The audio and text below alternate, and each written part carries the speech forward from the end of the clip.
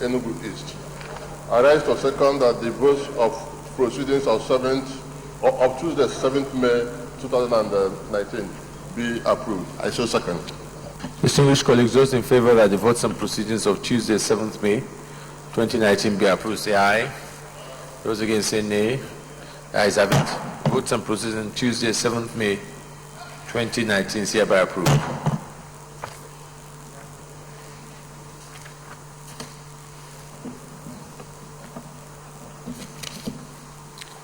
Announcement.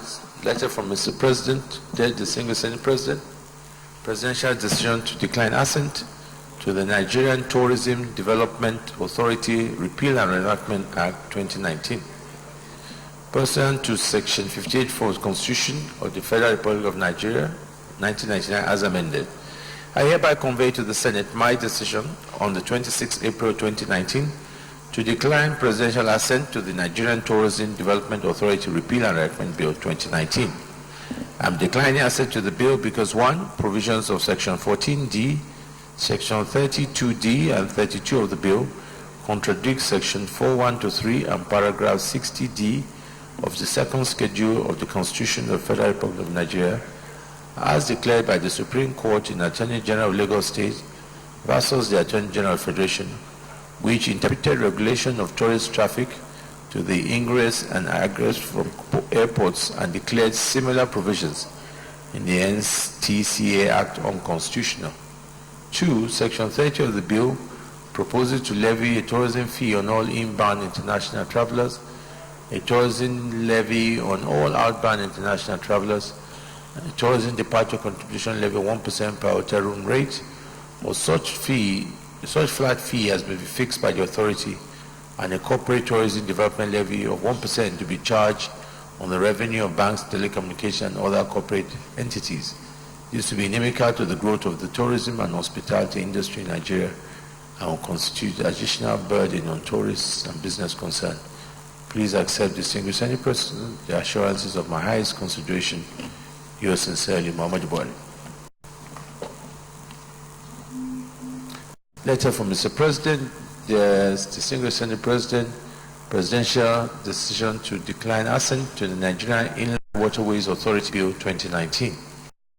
Pursuant to Section 58(4) of the Constitution of the Federal Republic of Nigeria 1999 as amended, I hereby convey to the Senate my decision on the 26th April 2019 to decline presidential assent to the Nigerian Inland Waterways Authority Bill 2019, recently passed by the National Assembly.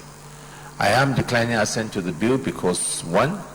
The comprehensive definition of the Nigerian Inland Waterways covers practically all rivers, creeks, lakes, and lagoons within the country, irrespective of the location of the body.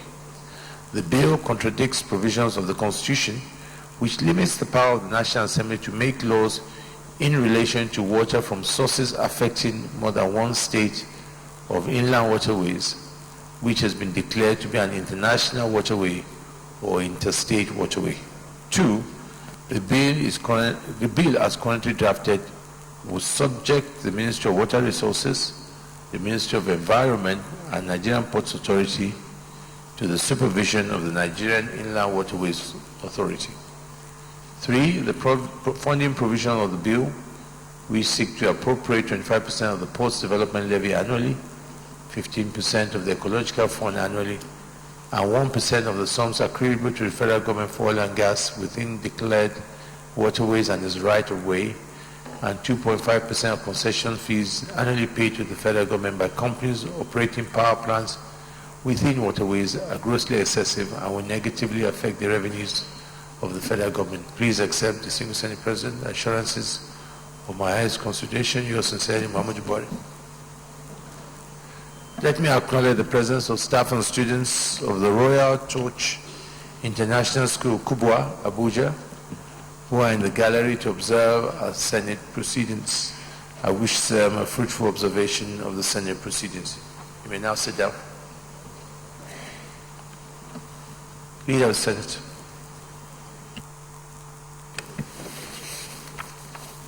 Mr. President, very respected colleagues, the first business of the day is the presentation of a House bill standing in my name on the Council for Regulation of Travel and Tour Management Companies of Nigeria, Establishment, etc. Bill 2019.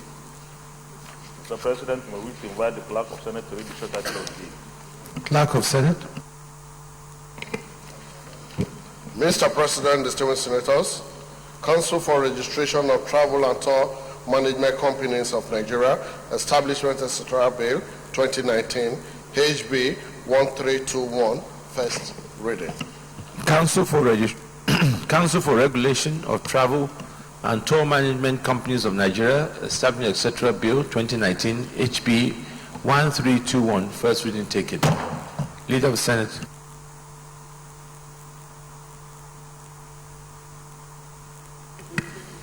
Mr. President, very distinguished colleagues, the second business of the day is also the presentation of a House bill standing in my name on the Dietitians Council of Nigeria, Establishment, etc. Bill 2019. Mr. President, may we invite the Clerk of Senate to read the short title of the bill. Clerk of Senate. Mr. President, distinguished senators, Dietitians Council of Nigeria, Establishment, etc. Bill 2019, HB 547, first reading. Dietitians Council of Nigeria, Establishment, etc. Bill 2019, HB 547, first reading taken. Leader of the Senate.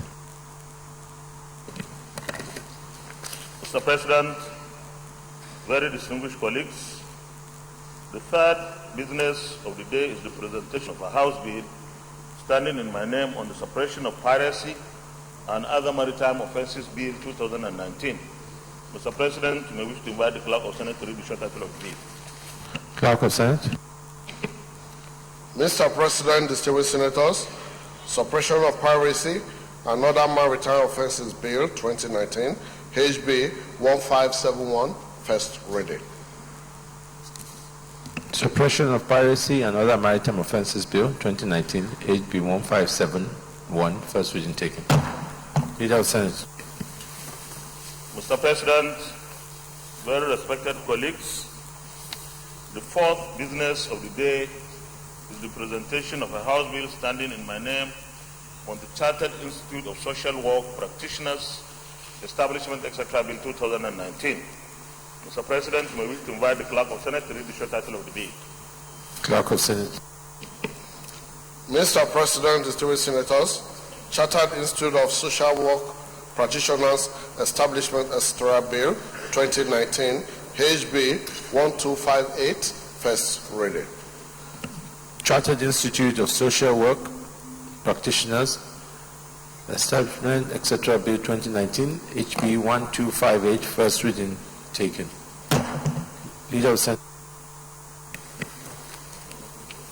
Mr. President, very respected colleagues, the fifth business of the day is the presentation of the reports of the Committee on Communications in respect of A, Universal Service Provision Fund Budget Proposal for the year ending 31st December 2019, and B, Nigerian Communications Commission NCC Budget Proposal for the year ending 31st December 2019. Mr. President, may we invite very distinguished Senator Gilbert Naji, Chairman of the committee, to move the motion for the Senate to receive the reports. Senator Gilbert Naji.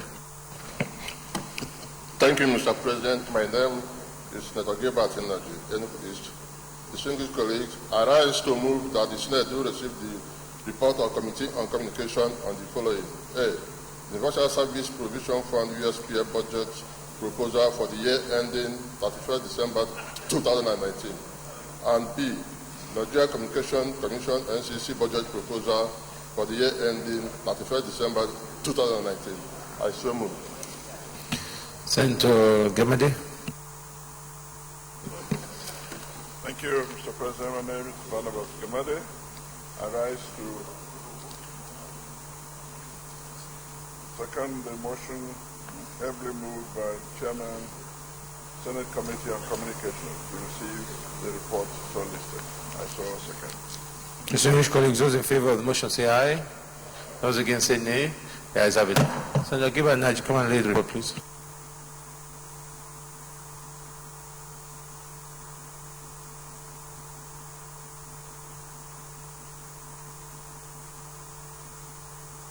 Leader of the Senate.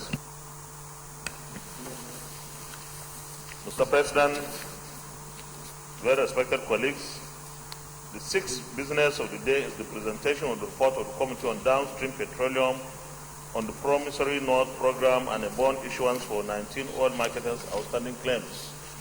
Mr. President, you may wish to invite the Minority Whip,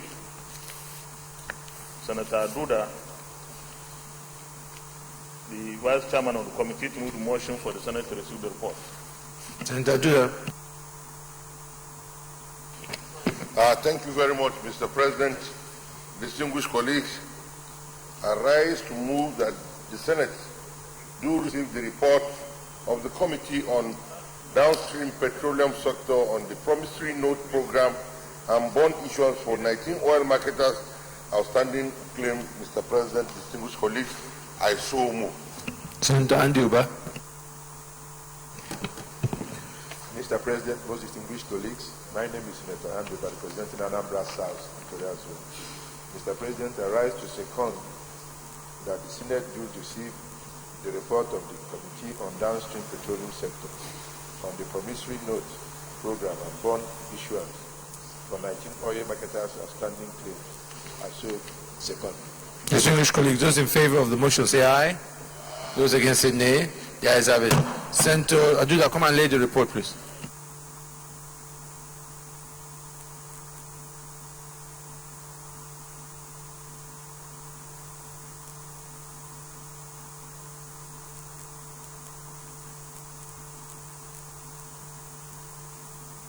Leader of the Senate. Mr. President, very distinguished colleagues, the seventh business of the day is the presentation of the Conference Committee report on the National Fertilizer Quality Control Bill 2019. Mr. President, you may wish to invite very distinguished Senator Abdullah Adamu, Chairman of the Committee, to move the motion for the Senate to receive the report. Senator Abdullah Adamu. Thank you very much, Mr. President. I am Senator Abdullah Adamu for the Nasarawa West Senatorial District. And the report of the committee, of the Conference Committee on a bill for an act to regulate the manufacture, importation, distribution, and quality control of fertilizer in Nigeria and for other matters related thereto, 2019. Senator Ledani. Thank you, Mr. President. I second the motion that the Senate do receive the report of the Committee on Agriculture on the quality, fertilizer quality control bill. I so second. Distinguished colleagues, those in favor of the motion say aye. Those against say nay. The ayes have it. Senator Abdullah Adamu, please come and lay the report.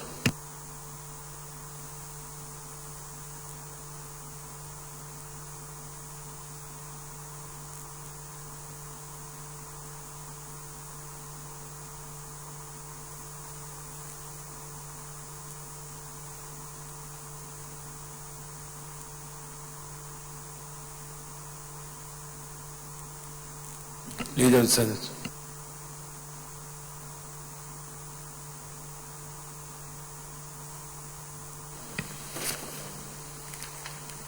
Mr. President, very distinguished colleagues, the first order of the day is a motion standing in my name on the withholding of assent to the Nigerian Correctional Service Bill pursuant to Section 58, subsection 4 of the Constitution of the Federal Republic of Nigeria 1999 as amended. Mr. President, with your permission, I wish to move the motion.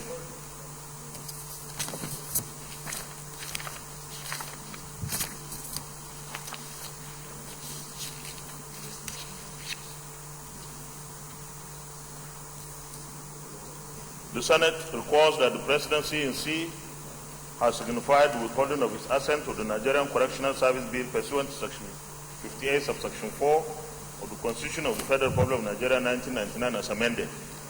The Senate notes that the rationale for withholding the assent borders on the observation, Mr. President, on clauses 17, subsection 5 and section 44D of the bill. The Senate is aware that a technical committee of the Senate had worked on Mr. President's observations and redrafted the affected clauses. Relying on the 53 subsection C and 88 subsection B of the Senate rule, the Senate accordingly resolves to 1. Rescind its earlier decision on clauses 17 subsection 5 and 44 subsection D of the bill, and 2. The Senate refers the bill to the Committee of the Whole for consideration and passage. I so move.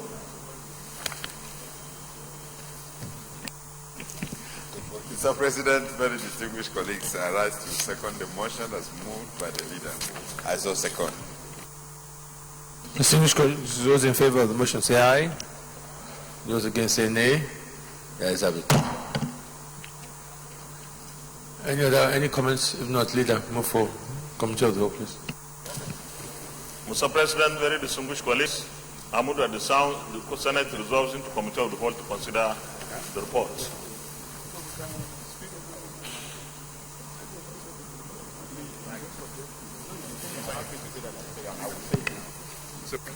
Mr. President, I rise to second the motion that the Senate do resolve into a committee of whole to consider this report. Distinguished colleagues, those in favor of the motion say aye. Those against say nay. The ayes have it.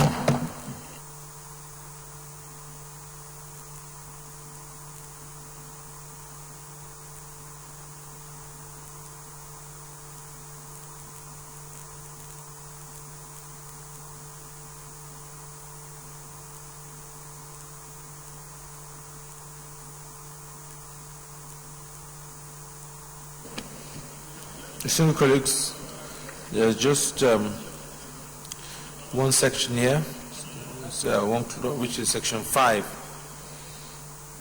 A, B, C, A, B, and D. Those in favor that D stands part of the bill say aye. Those against say nay. The ayes have it. Leader of the Senate. Chairman, very distinguished colleagues, I move that the Senate reverse to plenary for the charge report progress.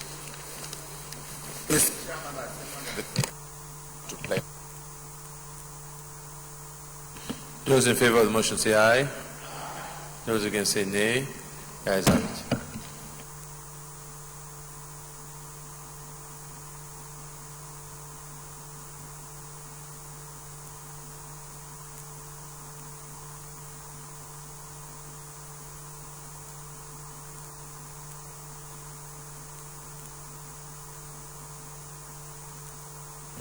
Distinguished colleague, the Senate in the Committee of the Whole considered the Nigerian Correctional Service Bill 2019 and approved as follows. Clauses section 5A, B, and D. Is this a true reflection of what transpired in the Committee of the Whole? Clerk of the Senate, please reflect the amendment accordingly as passed. Leader of the Senate. Mr. President, very distinguished colleagues, I move that we stand down the consideration of the second and third orders of the day till another legislative day. Mr. President, I rise to second that we stand down the second and third order in the order paper for another legislative day. I so second.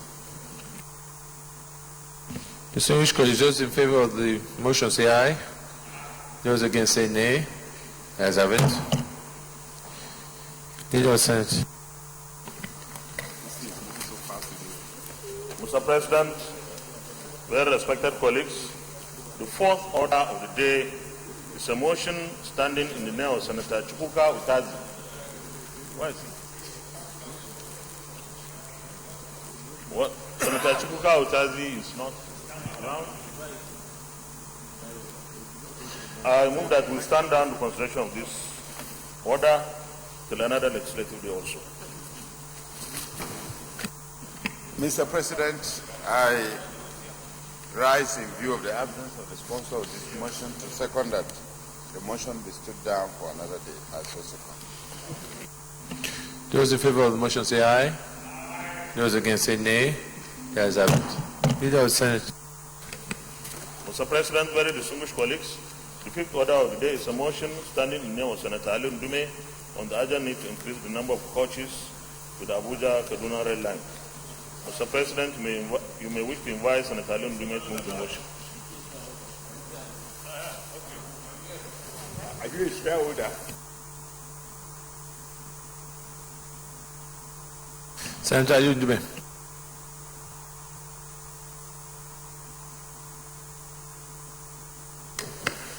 Thank you, Mr. President, and my distinguished colleagues.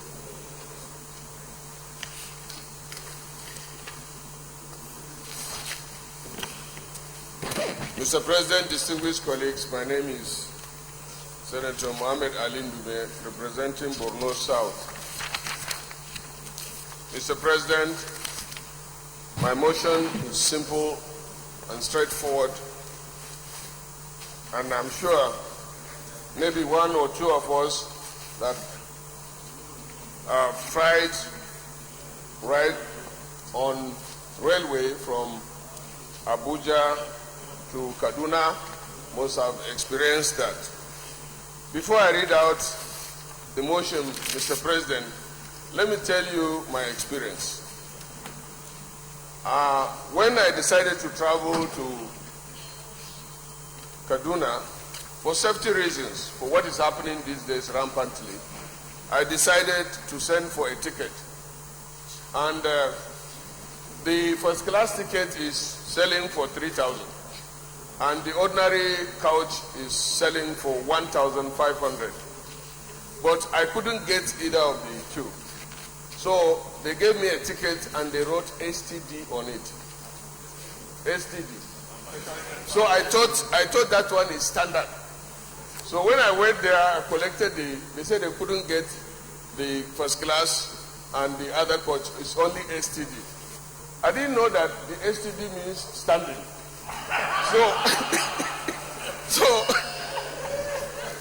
So when I went in and I was asking the workers, where is the standard coach? They said there is no standard coach. I said, no, I have standard ticket here for standard coach. And the man looked at it and said, distinguished senator, you have to stand. It's standard.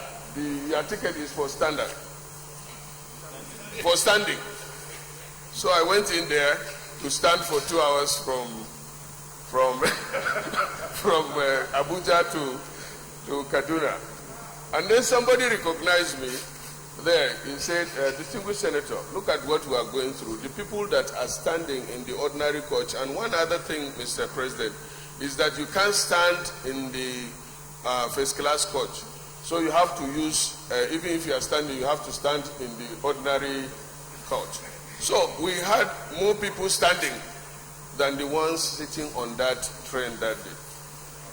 We all know what's going on our road from Kaduna from Abuja to Kaduna, vice versa. And therefore, Mr. President, this motion is simply to urge the Nigerian Railway Corporation to increase the number of coaches so that they will be able to take more passengers and therefore have ordinary passengers sit down. Having said that, Mr. President, as I said, let me go ahead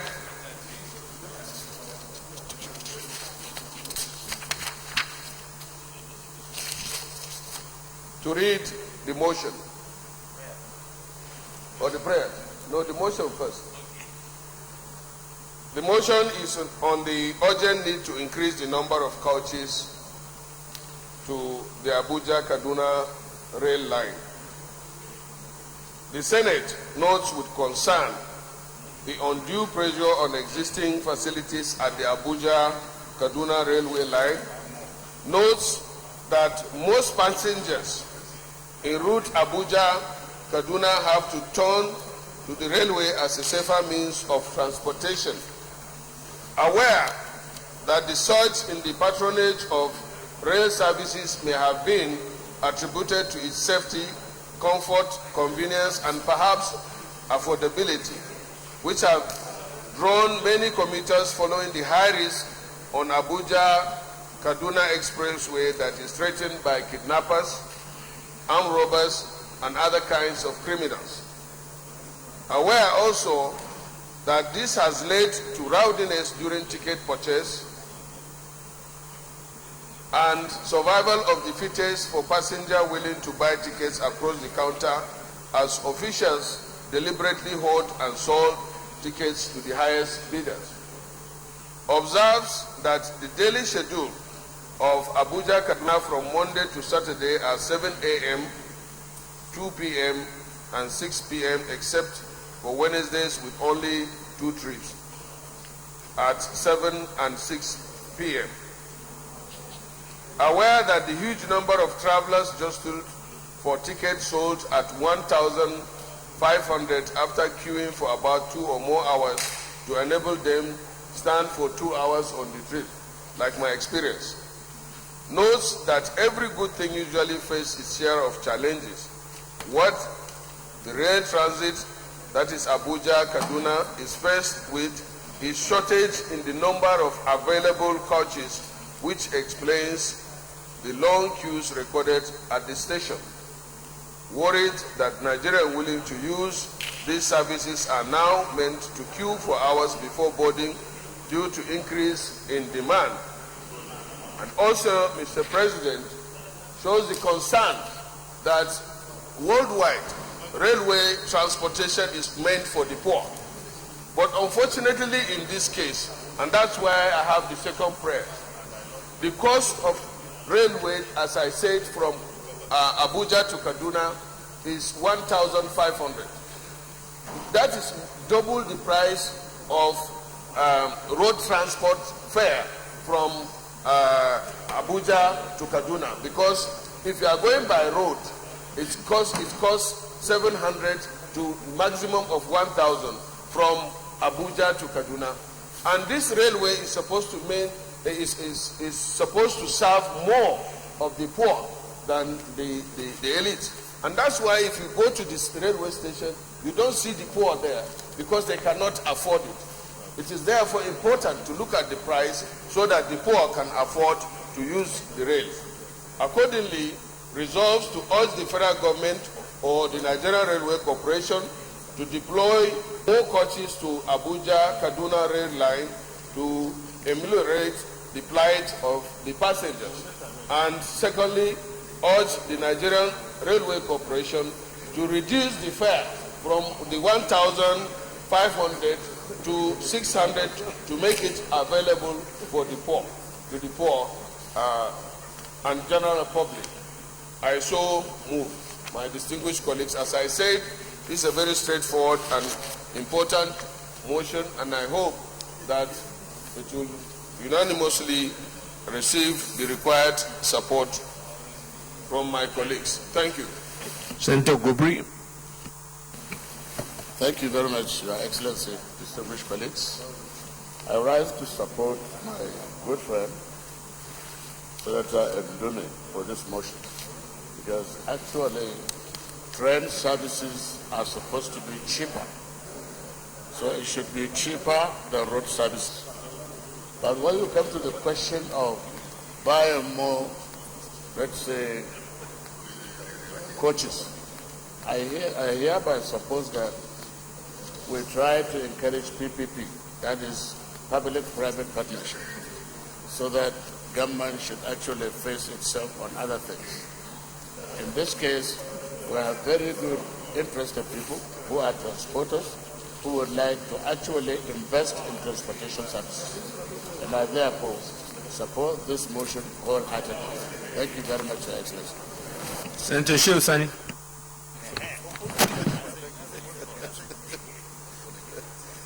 Thank you, Mr. President. On behalf of the people of Kaduna State, we will thank the distinguished Senator Ndume for this motion that touches on the life and survival of the people in Kaduna State and people who are also plying that very route. Mr. President, the Kaduna-Abuja train route has become the oxygen and the lifeline of people who are moving along that route. To the knowledge of everyone, Kaduna-Abuja road is now one of the most dangerous roads in Africa. And it has become so as a result of the killings and kidnappings that we have repeatedly discussed here. Until and unless the federal government finds a solution to the kidnappings and killings along Kaduna-Abuja road, that train services will continue to be the only means by which both poor and the rich can access. Mr. President, somewhere I read that the President or the federal government has ordered for some coaches to be deployed along that route to assist in alleviating the suffering and the hardship faced by people who are applying that route. But I must say that inasmuch as it is said that necessity is the mother of invention, I think it is time that we patronize our local manufacturers and see the possibility of how they can produce coaches to serve our need. And like I've said repeatedly to the police, except if the police will run a transport services from Abuja to Kaduna, nobody is going to believe that that road is safe for anybody to pass. So this motion is a saving grace for the rich and the poor. That train services has become the only means by which senators, members of House of Reps, doctors, engineers, lawyers, the high and the mighty, as well as the poor, patronize for their own lives and for their own interests. Mr. President, this motion should be one that will send a message to the federal government, the executive side, that we need these coaches to stop the practice of ticket racketeering, to stop the practice of people standing with two legs or one leg from Kaduna to Abuja, and to also alleviate the problems that are being faced by the common people. Whoever conceived the idea of building a train from Kaduna to Abuja, I think he has done a service, a great service to the people of this country at this material time when we have become one of the most dangerous spots as far as security is concerned in Africa. I thank you very much for this opportunity. Thank you very much, Mr. President and distinguished colleagues. I am inclined to support this motion, except that I might end up disagreeing with the prayer in view of the fact that increasing coaches at this stage may not necessarily be a feasible thing based on technical reasons, sir. In fact, even the idea of taking passengers and then asking them to stand in addition to the capacity of the train, I'm not so sure is correct. What I think the prayer should be is to increase the frequency so that many people can be transported safely, because safety is of the essence, sir. The ability of the engine to pull these coaches will greatly degrade the performance and may end up even collapsing the entire system itself. So I was thinking that while the motion is apt and very considerate, the prayer should have been to increase the frequency so that more people can be transported safely and people do not have to stand for 2 hours to be able to be transported to Kaduna from Abuja or Abuja from Kaduna. Again, sir, the motion has a very silent implication if being taken as it is by the Senate, because is the Senate now saying that after having taken steps yesterday, which it intends to continue to take to ensure the safety of life and property in Nigeria, more especially along Kaduna-Abuja Expressway, are we saying that by acceding to the prayers of this motion as it is, we are indirectly saying that the road from Kaduna to Abuja should be abandoned. I don't think that is a correct approach and posture by the Senate. I would have thought that while conceding to the prayers of this Senate, of this motion, we vary it to be that it should be to increase the frequency of Kaduna, Abuja, Abuja, Kaduna rail. It will equally be that additional prayer to ensure that the safety of Kaduna, Abuja, Abuja, Kaduna, and all other roads in Nigeria is guaranteed by our security agents, so that movement of goods and services can be encouraged in a manner that it will stimulate the economy of the country in our march to stabilization. Once again, I thank distinguished Senator Ali Ndume for a thoughtful approach to the motion, but that I intend at the consideration of the prayer to ask for amendment to the prayer. Thank you very much, sir. Senator James Manja. Thank you, Mr. President. My highly respected colleagues.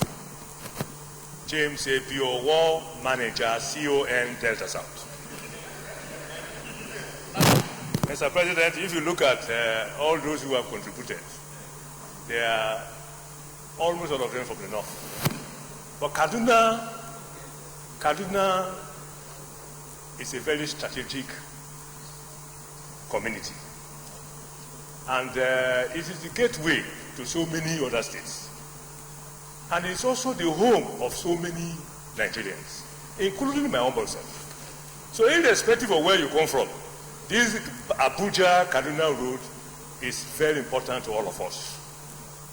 I schooled there, I schooled in the abuse area, and I know at the time I was there as a student, Kaduna was like an unofficial capital of Nigeria.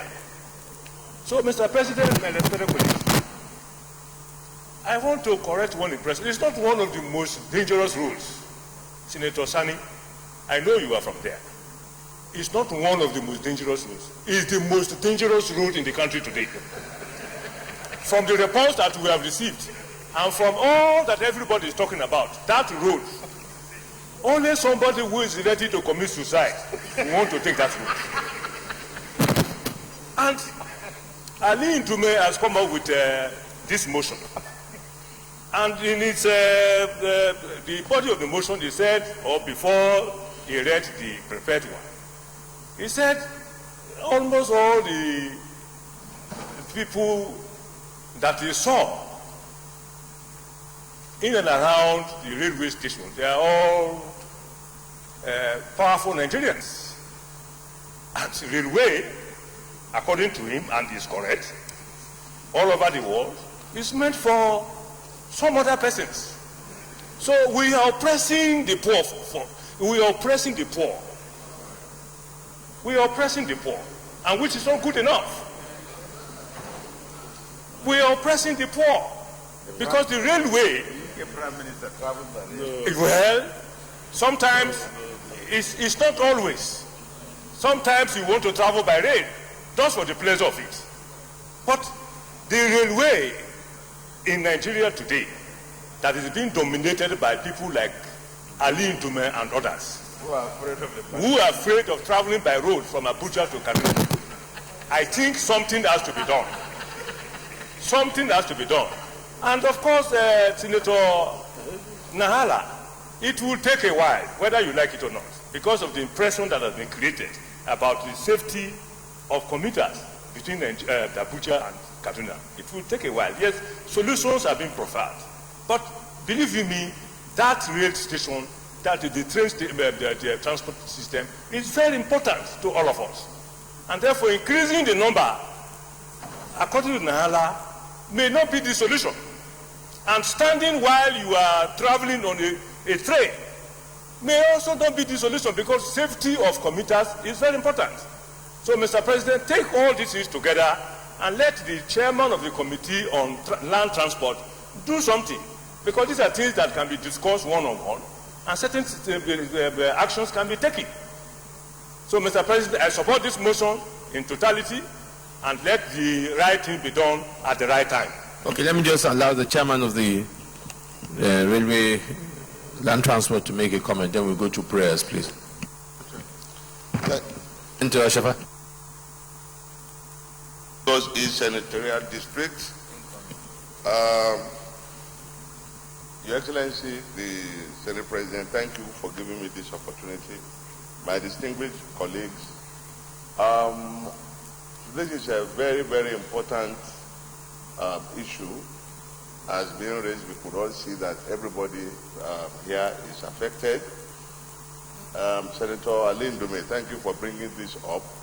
I just came back from China, and our trip was, initiated as a result of this pressure on the rail system, the rail transportation model.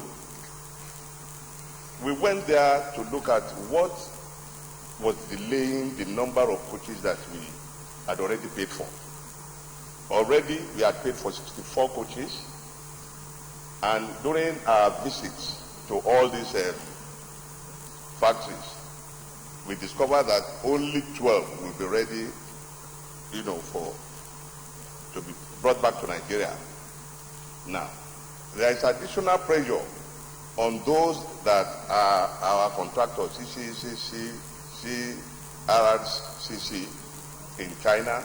They are the best as far as building these coaches are concerned now. All other countries all over the world are patronizing them, and we saw evidences.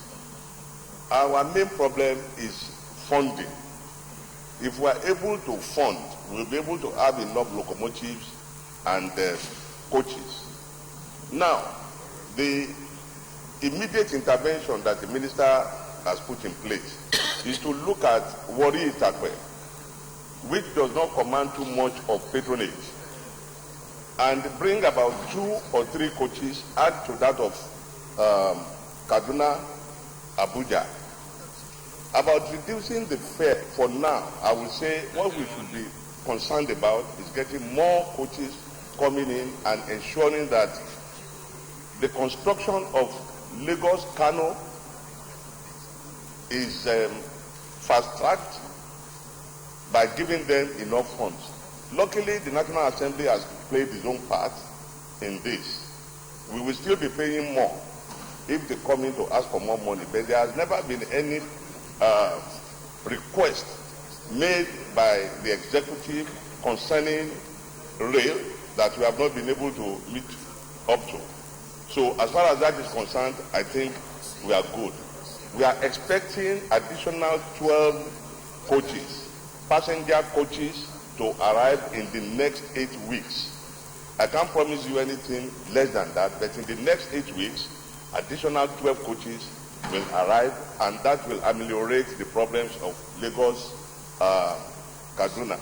But in the meantime, I think we have to make with intervention coming from Itakwe. That is only 2 coaches coming in to carry passengers. For now, I think we should... Thank you. Let's go to President. Prayer 1. Urge the federal government to deploy more coaches to the Abuja-Kaduna rail line to raise the flight of the passengers. Those in favor of prayer 1 say aye. Those against say nay. Yes, have it. Prayer 2. Urge the Nigeria Rail Corporation to reduce the fare from 1,500 to 600 to make it affordable to the general public. Amendment, yes, Senator Magnus.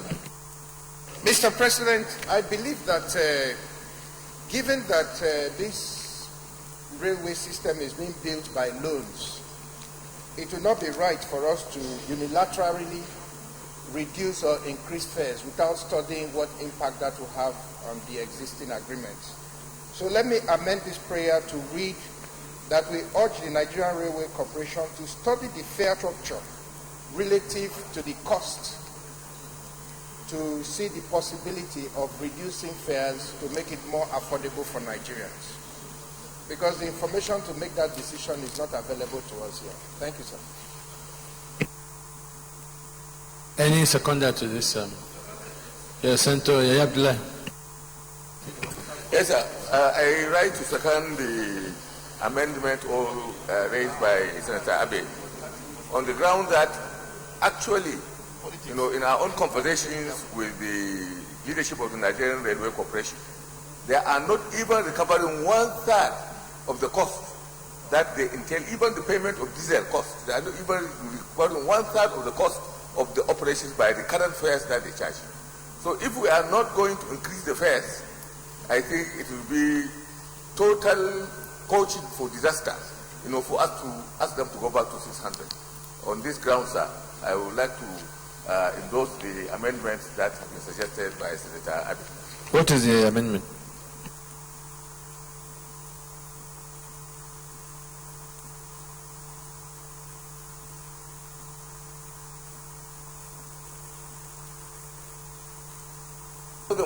Naira. I'm saying, what is the amendment? Urge the prayer should be rescinded. Okay. The amendment, it does, I think, just before information, the amendment by Senator Magno is that we should urge the Nigerian Railway Corporation to carry out a study to review the fare structure in relation to cost, yes? That's what I mean. Other information sent on to me. Mr. President, distinguished colleagues, just a kind of reminder that the railway service or the transportation system in this country is not purely profit-making venture, especially from the government side. It is to enumerate the suffering of the poor. So if railway is there and the ordinary man of Nigeria cannot use it on the basis that they are not recovering profit, I think this should be considered as part of social service. So let them look at the transportation. If somebody is paying 700 naira to travel by road, and the railway is meant there for the poor, and he cannot afford it, then the whole purpose of having the railway from one end of the country to the other is defeated. But I think, but I think that's why we're not rescinding. We're asking them to carry out a study. So I think that's why the motion is fine. So I'll put the question: those in favor of the amendment, urge the Nigerian Railway Corporation to carry out a study to review the fare structure in relation to cost. Those in favor say aye. Those against say nay. The ayes have it. Any additional prayer? No. Thank you very much, Senator Alindume. For additional prayer? Okay, Senator Lidani. My name is Joshua Lidani, representing from the South. The additional prayer is to increase the frequency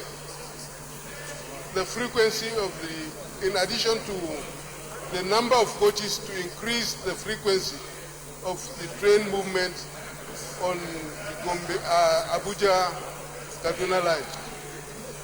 Any seconder to that? Yes, Senator Nala. I second the amendment as moved by Senator Lidani. Okay, additional prayer. The Nigerian Railway Corporation to increase the number of frequency on the Abuja-Kaduna route. Those in favor say aye. Those against say nay. The ayes have it. Any additional prayer? Otherwise, thank you, Senator Alindume. Leader of the Senate.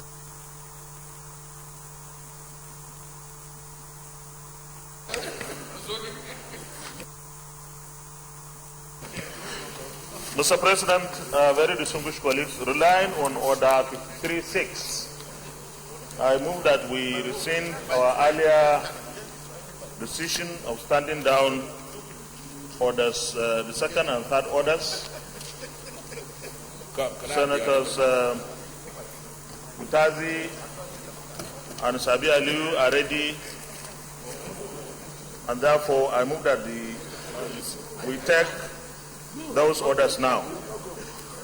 So the second order of the day is a motion standing in my name on the withhold. Huh? Yeah, that's 53.6.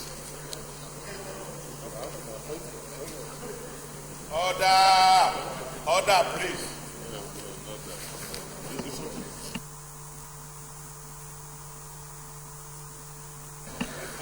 Minority Leader. Thank you, Mr. President. I rise to second the motion as moved. Distinguished colleagues, those in favor of the motion say aye. Those against say nay. The ayes have it. Leader of the Senate. The second order of the day is a motion standing in my name on the withholding of assent on the Process of Crimes Bill 2019. Mr. President, with your permission, I wish to move the motion.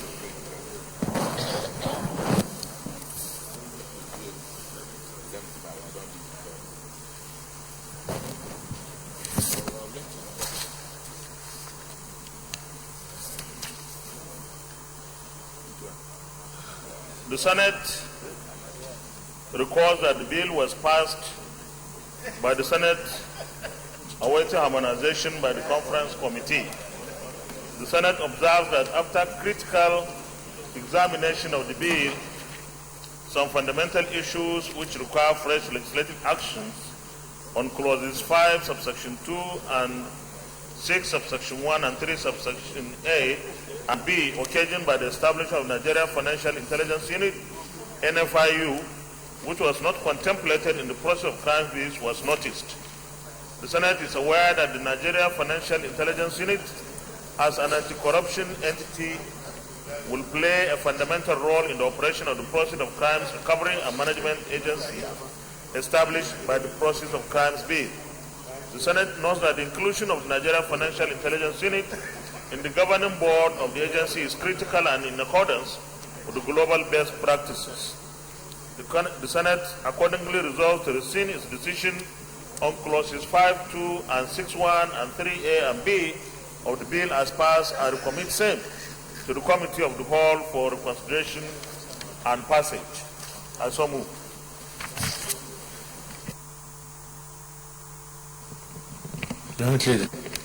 Mr. President, I second the motion that this bill be committed to the appropriate committee. I so second. Distinguished colleagues, those in favor of the motion say aye. Those against say nay. The ayes have it. Mr. President, very distinguished colleagues, I move that the Senate resolves into Committee of the Whole to consider the report. Mr. President, distinguished colleagues, I rise to second the motion that the Senate resolve into a Committee of Whole for the consideration of this bill. I so second. Distinguished colleagues, those in favor of the motion say aye. Those against say nay. The ayes have it.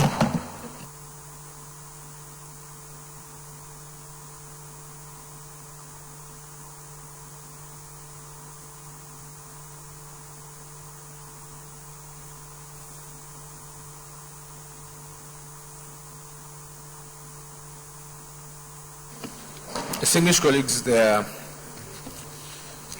two clauses, clause 5.2a, 5.2b 1 to 12, and clause 6.1, 6.3a and b. So those in favor that clause 5.2a, 5.2b stands part of this say aye. Those against say nay. The ayes have it. Those in favor that clause 6.1, 6.3a and b stands part of the bill say aye. Those against say nay. The ayes have it. Leader of the Senate. Mr. Chairman, very distinguished colleagues, I move that the Senate reverse plenary for the chair to report progress. Chairman, I second that the Senate do revert to plenary to report progress. Distinguished colleagues, those in favor of the motion say aye. Those against say nay. The ayes have it.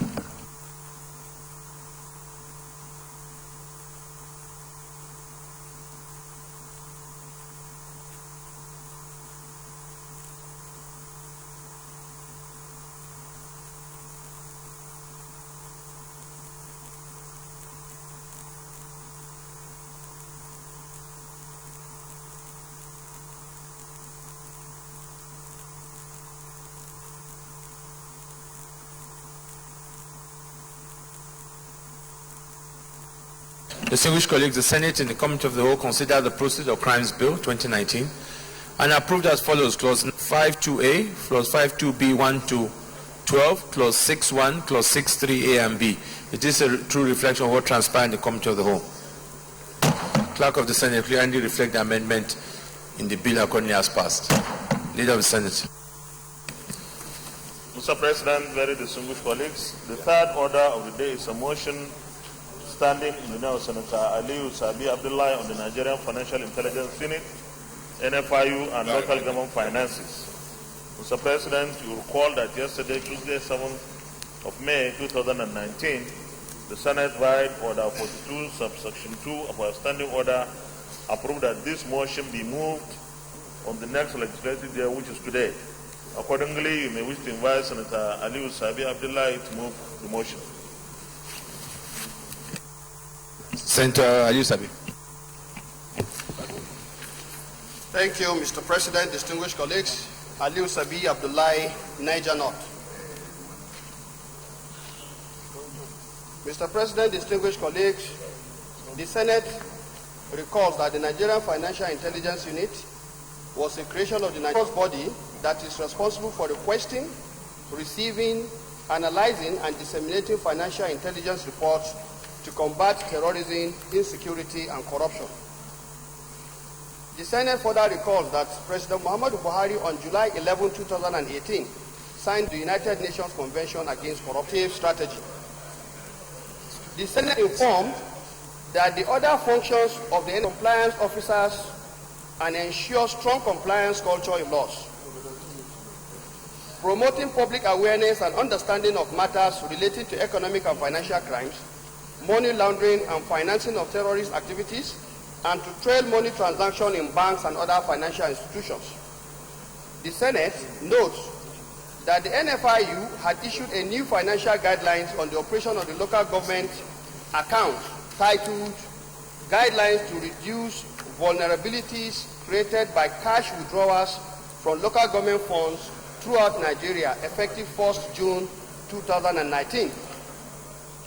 The Senate further notes that the development and issuance of the new guidelines is prompted by threats by international financial watchdogs to sanction Nigeria because of financial abuse.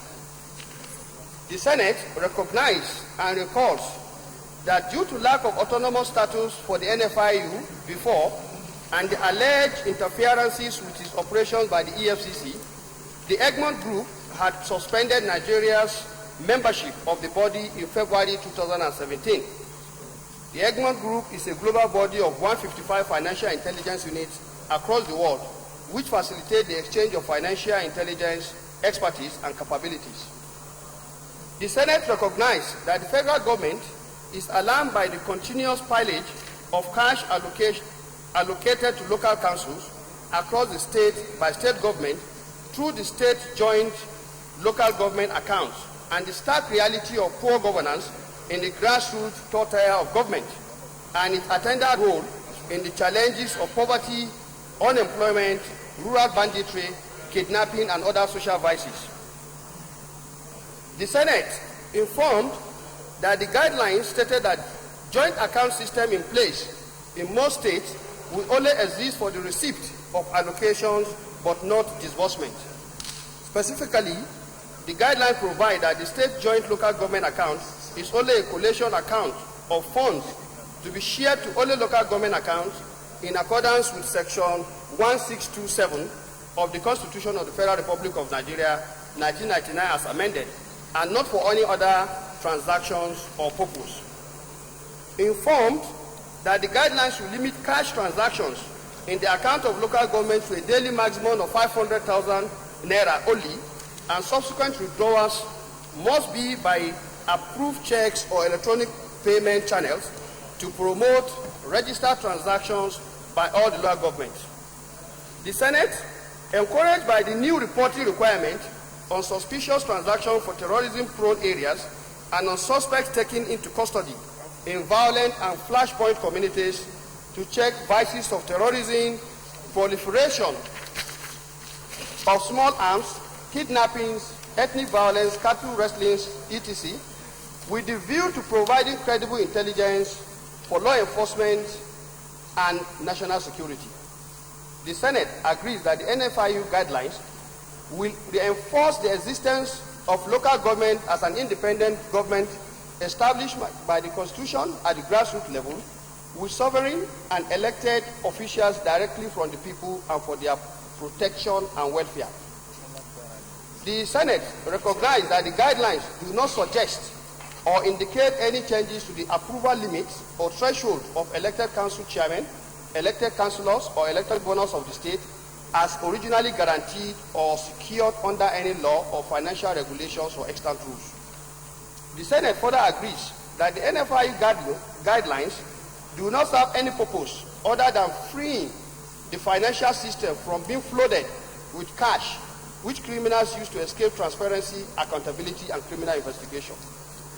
Accordingly, the Senate resolves to 1. All the NFIU and all financial institutions to support the implementation of the new guidelines with diligence and professionalism. 2. All the federal government to urgently fund the operations of the new NFIU so that they can work to end the confidence and trust of Nigerians and its international partners. 3. All the 36 state governments to fully support the implementation of the new NFIU guidelines to promote good governance at the local government areas and restore governance at the grassroots levels. 4. All the states, all the Senate, to further support constitutional amendment that will deepen democracy at the local government levels as envisaged in the Nigerian Constitution. Mr. President, distinguished colleagues, it will be recalled also that in the last constitutional amendment, of course, the National Assembly was wholly in support of granting autonomy to the local government so that we can have more governance for our people. I must submit here that the scale of insecurity, which we have just talked about, even in the last motion having to do with the Kaduna-Abuja road, and other similar rural banditry that is taking place across this country, there have been a lot of studies and a lot of facts that shows that what is happening at the local level is because those space, the governance system in those space have collapsed.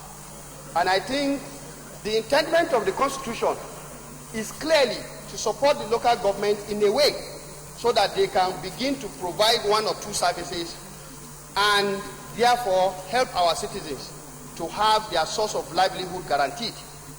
But definitely our experience so far, I think, is one that shows otherwise. The lame excuse of local governments not being, having the capacity, I think to me is something we must address.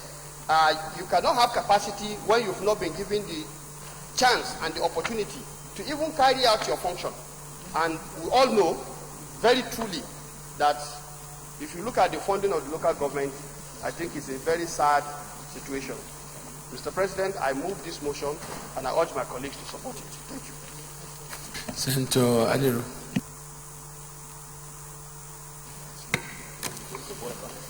Thank you, Mr. President.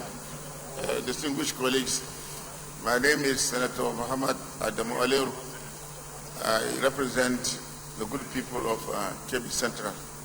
Mr. President, I rise to support this very important motion for two reasons. Number one, the local government today, as they exist, cannot function effectively because they don't have funds. The governors are not giving them the funds that they get from the federation account. Maybe I should go down the memory lane. In 1999, when we came as governors, I could recall Senator Akume is here, Abdullahi Adamu is also here. Who again? Rabi Okokoso. Most of us,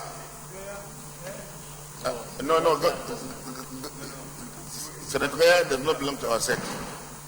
He is our elder. He is our elder. He was governor before us. So I'm talking about 1999. When we came in, the local government were getting their money directly from the federation account. In fact, they only write to us that they want to execute so number of projects, and the Department of Local Government or the Ministry of Local Government, as the case may be, will automatically give approval. Then there came the Federal Ministry of Finance sent a circular that the 1999 Constitution had already provided a provision for local government joint account, where all monies allocated to the local government council will be channeled, and even 10% of whatever the state generates as revenue will also go into that account, and the total amount will be shared based on the existing revenue allocation formula passed by the State Assembly. And local government councils were functioning effectively. They were able to do whatever they want to do with the money. If you look at the Constitution, there are certain functions the local government are supposed to do, and they are specified. They were able to do those functions. But today, honestly, they are unable to do that because they are financially strangulated. They hardly see any money coming from the federation account.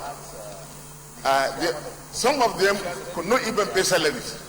So I support this motion, and I urge all other senators to also do the same, because it boosts, the financial capacity of the local government, and it will alleviate poverty at the grassroots level. Even the insecurity we are facing today, Mr. President, is due to the pervasive poverty caused by the inability of the local government to do certain functions. So this motion is very important, and the NIFU had done the right thing, and we should support it. Thank you, Mr. President. Senator Nada. Thank you very much, Mr. President, and my distinguished colleagues. What I am about to say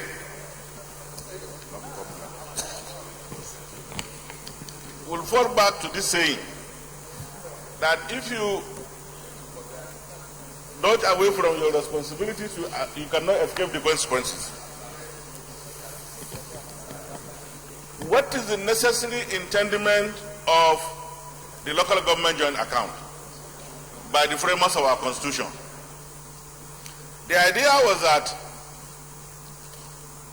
after the Constitution creates a local government system to which can only be recognized by a system of an elected representative, monies were supposed to have been channeled to the joint account so that together with the state government, the challenges of the states collectively will be addressed. Unfortunately, those who had the privilege of becoming governors, with due respect, decided otherwise. Your mic.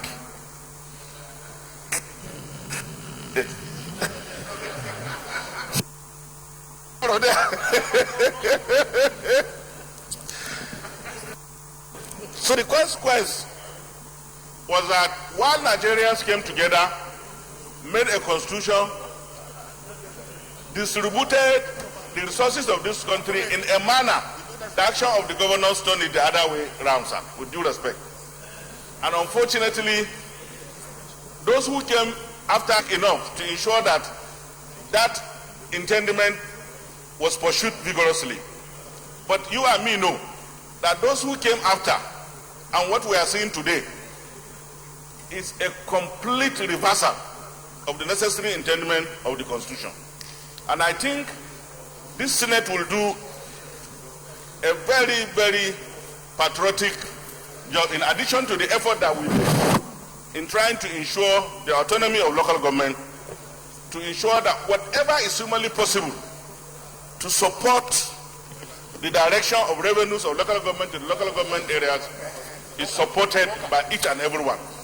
In fact, sir, I might be right to say that if we succeed in ensuring this, more than 60% of the problem of corruption of this country will have been solved, with the greatest respect. Because with what we are seeing, sir, and what we have had, it is only fair that we ask ourselves whether we can continue along this line. And I'm of the opinion that we cannot continue, and that we must come together and ensure that local government revenues, are allowed to be channeled to those concerned so that there can be even development in accordance with the wishes and aspirations of the framers of our constitution. But the way it is now, sir, let me even tell you the most painful aspect. Governor will come, take the local government revenue of the states, develop his own area, and underdevelop the other areas. This is what we see. This is what we see, sir, unfortunately. Against the oath of office that has been taken, that you will do justice to all manner of people, without fear or favor. So I think this Senate has a responsibility to reverse this situation, and it will be one of the most landmine decisions of the Senate if we take whatever step that is humanly possible and permitted by the Constitution and the law to ensure that we reverse this situation. And I thank the yes. Just Deputy Senate President. Then after Senator Akume. Thank you, Mr. President. Very distinguished colleagues. I would like to commend the Senate branch of the Governors Forum for the confession, for now being born again. I think so I want to thank them. I hope they'll have a good handshake with their colleagues when they leave here today. I'm sure they'll get phone calls as soon as they leave here. But I think that is the best way to go, sir. After some time, it is possible, it is better to have a reflection on the system, and even if we've been making mistakes, we have to find a way of doing the right thing. So I want to commend Senator Aliero and his colleagues. Now, but Your Excellency, today we have lying in all the states the National Assembly bill on the reform of the local government systems, which was part of the last effort of this assembly to amend the constitution. Now, some governors are still sitting on it. So, in furtherance of this motion, I would just want to use the opportunity to appeal to those states where those bills are still hanging, to allow the state assemblies to look into those bills and then take a decision one way or the other. If we're able to do that, it will be one of the best legacies this assembly will be able to give to Nigerians. Having said that, sir, the issue of the management of allocation of both the state, the federal, and local government are all set out in the section 162 of the Constitution. As responsible parliament, my suggestion, therefore, is that in line with this motion and in support of the NFIU, it is better that our relevant committee should also liaise with the NFIU to ensure that whatever guideline they're coming up with does not conflict with our Constitution. Remember, sir, that many years ago, when the federal government wanted to start saving money from the excess crude account, it was you and some of our governors here who went to court to challenge it. That matter is still lying in the Supreme Court. So I envisage a situation where the governors may challenge the guidelines. So in order to avoid unnecessary litigation, I want to suggest that our relevant committee, Mutasis Committee, to sit down with the NFIU and look at the guideline and ensure that it is not in conflict with any position that is already provided in the Constitution, so that we don't get ourselves in unnecessary litigation. So that's my suggestion on that. The other aspect, sir, I saw in the guideline that the local governments are now limited to the withdrawal of 500,000 naira a day. This may work maybe in my local government and some local governments here, but in places like Abuja and Lagos, it's going to be absolutely impossible for a local government chairman to limit himself to 500,000 withdrawal, because what they do every day is enormous, and they have to do that in order to maintain the city and maintain the inhabitants and so many other things they do. So it's absolutely impossible for them to have 500,000 naira withdrawal in a day and be able to keep up to the standards expected of them. So that's another area the committee may not have to sit down with NFIU to find an appropriate amount that will be able to support local government operations in a day, especially in urban local governments. Senator Akume.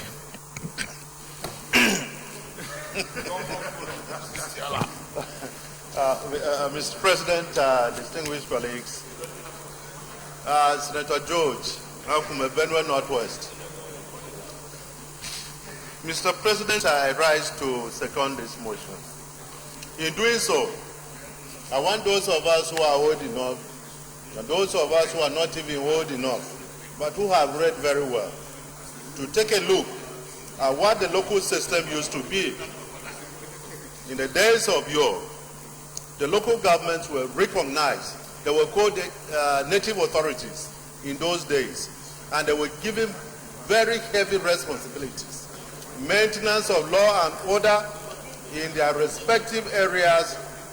They were in charge of education, they were in charge of agriculture, they were in charge of infrastructure. I recall, Mr. President, that the first tarred road from Benue State in those days was tarred by the Team Native Authority from Boko to Makodi.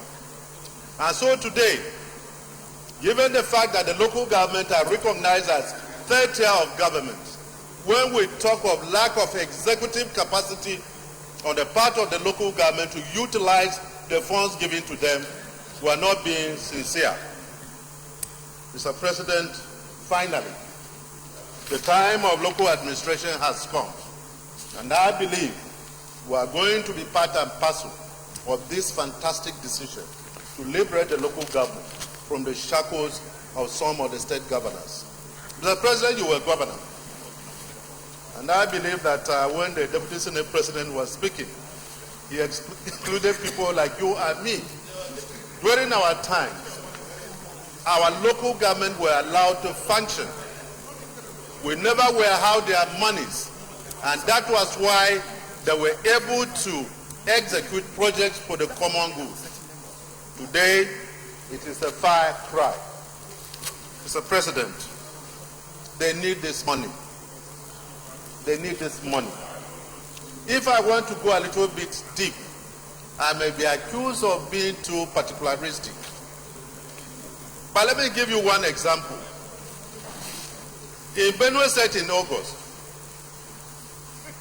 2018, Boko local government was allocated 257 million from the Federation account.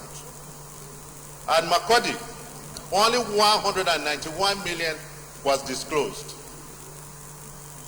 At the end of the day, after deducting money for primary school teacher salaries, local government staff salaries, Boko local government was expected to take home 70 million. They ended up with 10 million. And this has been so consistent and persistent. Mr. President, the intentment has been said, pointed out by Nala and DSP are very appropriate. It's very, very appropriate. Why do we have local governments? They are outposts of development. That intentment has been defeated. Totally defeated. Where are the monies going? No accountability.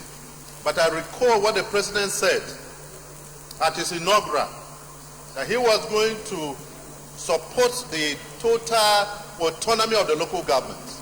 Not only that, he would also monitor monies going to the local government and how these monies were appropriated. I'm happy that finally we are getting to the root cause of the problems of the local government. When we talk of the local government withdrawing 500 as spelled out in tentative guidelines, 500,000 per day, and the Deputy Senate President made a talk about it, he made a remark, which is also very important. This may not necessarily apply across the board, but let us also look at the internal revenue effort of every local government and then categorize the expenditure profile daily of every local government. That way, it will be better if we know that some local governments require up to 1 million per day withdrawal. Let them have it. If we know that some of the local governments, based on their internal accruals, deserve less than that, let them have it. But there should be a categorization so that at the end of the day, no local government suffers because of lack of resources to execute their own functions. And Mr. President, I thank you for this opportunity, and please let it be implemented. God bless you. Senator Gemade, yes. Thank you very much, Mr. President. My distinguished colleagues, Barnabas Gemade, I represent Benue Northeast. I rise to support this motion and also the previous speakers, especially those who have had the experience of being in the executive branch, and also our DSP who had a stint in the local government administration. One point I'd like to add here is simply to state that all the comments made so far are in agreement with this motion and the prayers.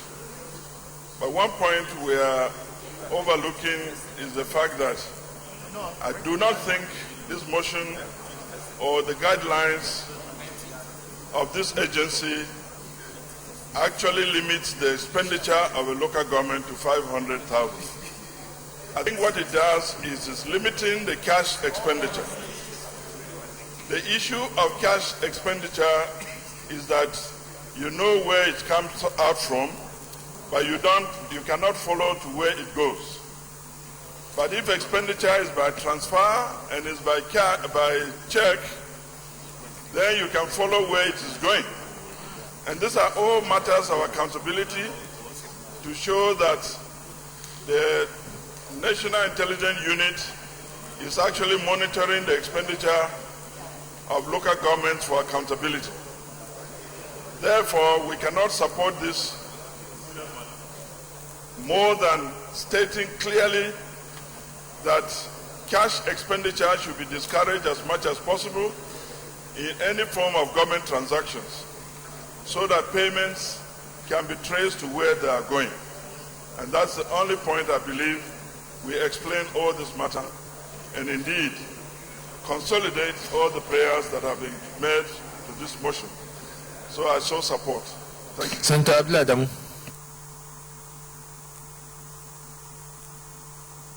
Thank you so much, Mr. President. I am Senator Abdullahi Adamu, and I represent Nasarawa West. Distinguished colleagues, I think before I say anything, Mr. President, I want to get one thing very, very clear in our minds.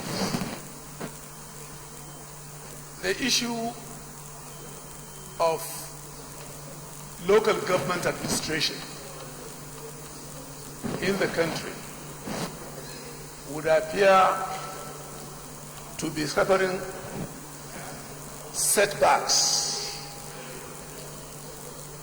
to the extent that the Constitution and the extant laws that we make to get them to operate in the spirit and construction of those laws are being abused.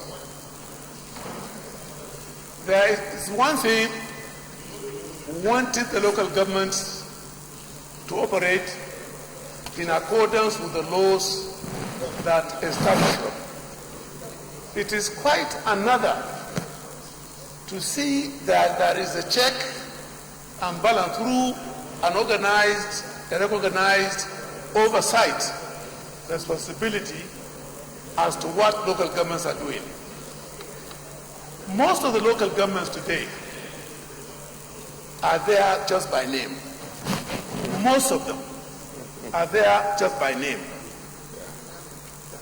If you think back and see to what extent we have gone as a country to flout the constitutional provision for the existence, formation, existence, and functions of local government, you will find over the years there has been an abuse, there has been lack of recognition of the provisions of the Constitution in the first place. No local government should exist that is not founded on the democratic principles of democratic elections. Think back. For how long have local governments not functioned without elected councillors? And when they got the elections to take place, what kind of elections do we have? These monies we're talking about, which is the center of the issue now at stake, for how long have the federation account been allocating sums of money that is due to local government, and they don't go to local government? And that is known to everyone here in this Senate, in the House of Reps, in the executive at the national level. Something is fundamentally wrong. Somehow there are some people who are bent, or some interest groups that are bent on ensuring that local government elections don't function. Before now, Mr. President, before now, local governments had responsibilities. As I talk to you, part of my scholarship, my education, was financed by my local government in the days of native authorities. All of us. Yeah. When I was governor, when the allocation for the local governments come, we have standing committees. I don't see the money. I don't see even the check. I only see the warrant for the allocation for the state, for each local government by name. I allocated them. And this committee, on the committee is the Revenue, the Presidential Fiscal Commission, the Accountant General's Office here from Abuja, the Auditor General, the State Accountant General, the State Auditor General, local government, and then members of the State Assembly that have to do with local government administration are also members. They sit and ensure that every local government gets participated. The 10%, what do you call it? 10%. Internal revenue. It is mandatory for every state. Whatever is gathered as internal revenue of the state, 10% must go to the joint account. Yes. Who is doing that today? No. So we all know what is wrong. The laws are there. It's not that the laws are not there. The laws are there. They're just complying with the laws. So, in supporting this motion, I want to advise that as we go along, we must establish from the committee that's responsible for local government here, standing committee, we have to have a monitoring committee to oversee what is happening in the local government. It is scandalous. Local government today cannot build a culvert. And if you go to the federal account allocation, you see a local government that is taking about 30 million, 40 million, they can't build a culvert. And this is going on. And there appears to be conspiracy of silence in this regard. So I think we have to go more than just the debate here and supporting the motion, which is ably put before the Senate, but we must take steps, deliberate steps, to oversight what is happening between states and local government administration. Thank you, Mr. President, for the opportunity to come. Senator Jang. Senator John Jang.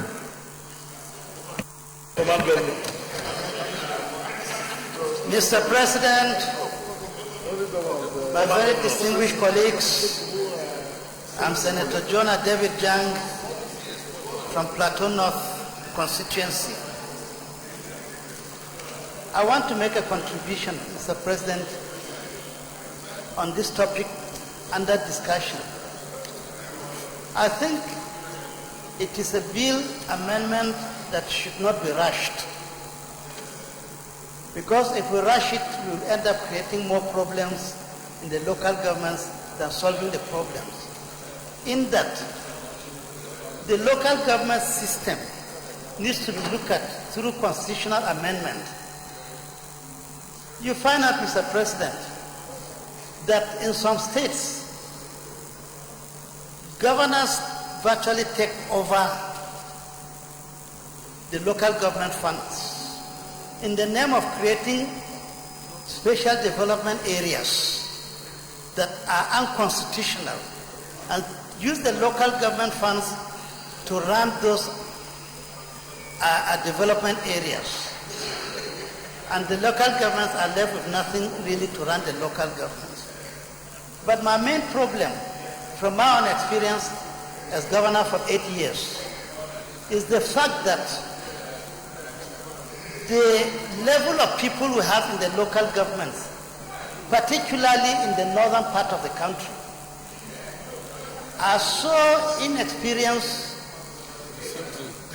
that any funds getting to them, we used to have a local government chairman in my local government, just south, that was signing checks and signing documents at the beer parlor in the morning. It's true. So, I mean, a whole 24% of federal revenue is given to this local government. That's a very huge amount of money that should not just be played with. And therefore, my suggestion is that this bill should be withdrawn and a proper constitutional amendment. No, motion. It's a motion. Let this motion be withdrawn and let a proper constitutional amendment be pursued so that the local government's position should be made very clear. We should look at the qualifications of people who contest local government elections and not just saying, if I attend secondary school, I can be chairman of local government. And some go and fake even attending secondary school, they have no idea. I mean, if it were talking of secondary school of our days, then you can talk of people going to proper secondary schools. But the secondary school of these days, when people cannot speak one good sentence of English, you are sending them as local government chairman and local government. And so, if local government autonomy is going to be pursued in the amendment of the Constitution, then let us look at the qualification of people who contest to go to be local government chairman and councillors, so that there are people who can handle resources of that magnitude to be able to run the local government. And lastly, I would want to suggest that this Senate or the National Assembly must come up with a way of supervising this funding when they get to the local governments. Otherwise, we have seen a situation where at the time the local governments were virtually in control of their funds, and there were many months teachers were not, primary school teachers were not paid, and yet these monies were going to them. These are some of the problems that you find going on with fundings going into the local government. So I move that we withdraw this motion and let a proper constitutional amendment be put in place so that, well, you may say no, but the truth, the fact is the fact that the local government as they are now cannot really control this amount of money and use them judiciously when they get into their house. Thank you. Yes, Senator Jeremiah Sini.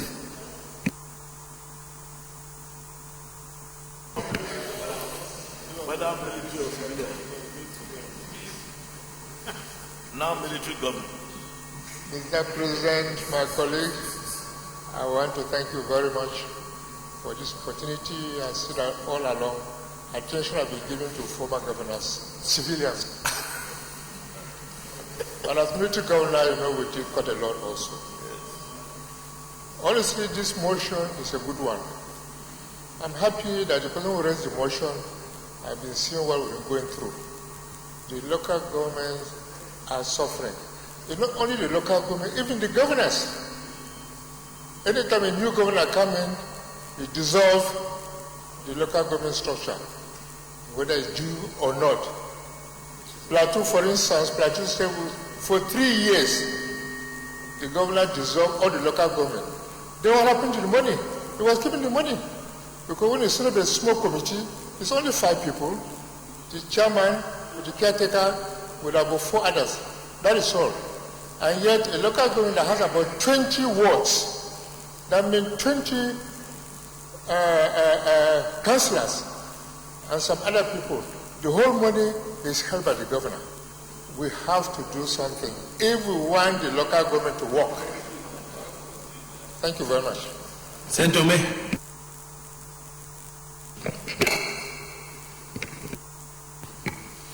Thank you, Mr. President, distinguished colleagues. My name is Senator Victor Ume.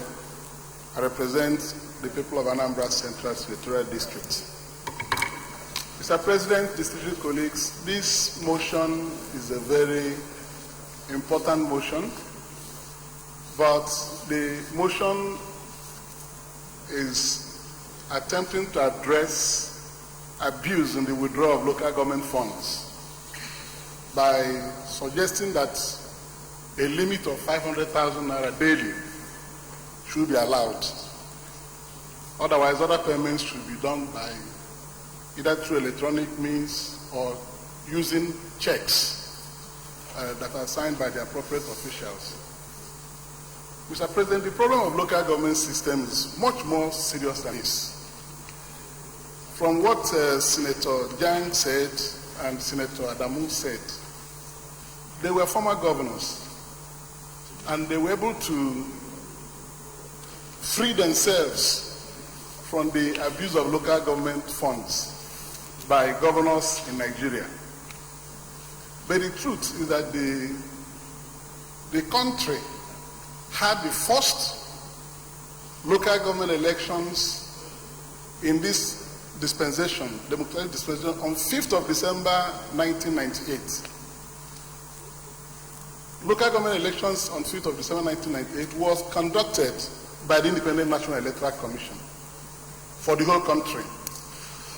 And the chairman and councillors that were elected on that date had 3 years tenure, which they operated. And their monies were going to them, to the accounts of the local governments from federation accounts. And these monies were not as huge as what we see today. Some local governments were getting 20 million naira monthly. They pay salaries, pay other bills, and they were able to execute a number of projects. Today, huge monies go to local governments, to joint accounts of the state local government joint accounts. From there, the control over the money is taken over by the governors of the states.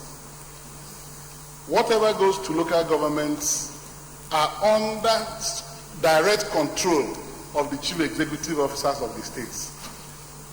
The councils cannot initiate projects by themselves and execute them, so that you can see projects everywhere done by local government as it used to be. At this time, Mr. President,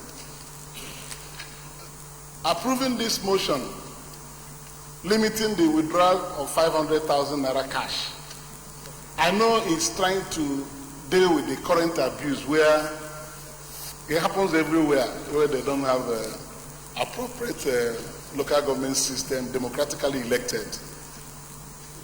We hear about people going to sign checks in the banks, officers of local governments, and they go away. They won't know who takes the money. They keep saying it, we keep hearing it. So I think that the Senate will do much more, and indeed the National Assembly, in finding ways of liberating the local government system. Unfortunately, when attempt was made to establish local government autonomy, most governments, state houses of assembly, could not support the move because they were under the firm control of their governors. They rejected local government autonomy. But the Senate and the National Assembly must find a way of ensuring that this third tier of government, the local government system, will be empowered to carry out development at the grassroots without recourse to the chief executives in their states. In fact, today, local governments are dissolved and are being run with caretaker committees all over the country, majority of the states in the country. And if you allow this thing to persist, it will amount to playing ostrich to the real problems facing the local government system. Some dissolutions of democratically elected governments have traveled up to the Supreme Court and obtained judgments declaring their dissolution as illegal and unconstitutional. But today, it is still happening. Even when we complain that those who actually try to do local government elections don't conduct any local government election, but it's still better than not doing it at all. So that the Parliament should find a way of strengthening the adherence to the Constitution in the running of the local governments in Nigeria. If we don't do that, it will continue to go on. Because you do this, tomorrow you are sacked. When the councils survive on appointment, who heads the council? Who becomes a caretaker committee member? The local government system is already annexed to the office of the chief executive of the states. So this thing cannot happen without restraint. We must find a way of doing that so that that's third tier of government, the local government system, that will address the grassroots needs of the people. The governor can do big projects, even in conjunction with support, collaboration with the local government in trying to put funds together for projects that will be executed in the various local governments. Because if their monies go to them and the governor wants to do a big project, maybe a road project in a particular local government, they can task the local government to contribute certain sum of money to that project cost. You know, and if you do that, the local governments will be in a better position to render grassroots services to this country. Even security. Yes, the governors are chief security officers in their states. But if you look at what is happening in Nigeria, you can see that governors do not take up that responsibility anymore. They will tell you they don't control the security agencies. But there are governors that do everything to ensure that they provide security to the people of their states. My state, for example, we know that yesterday the IG... Distinguished, please.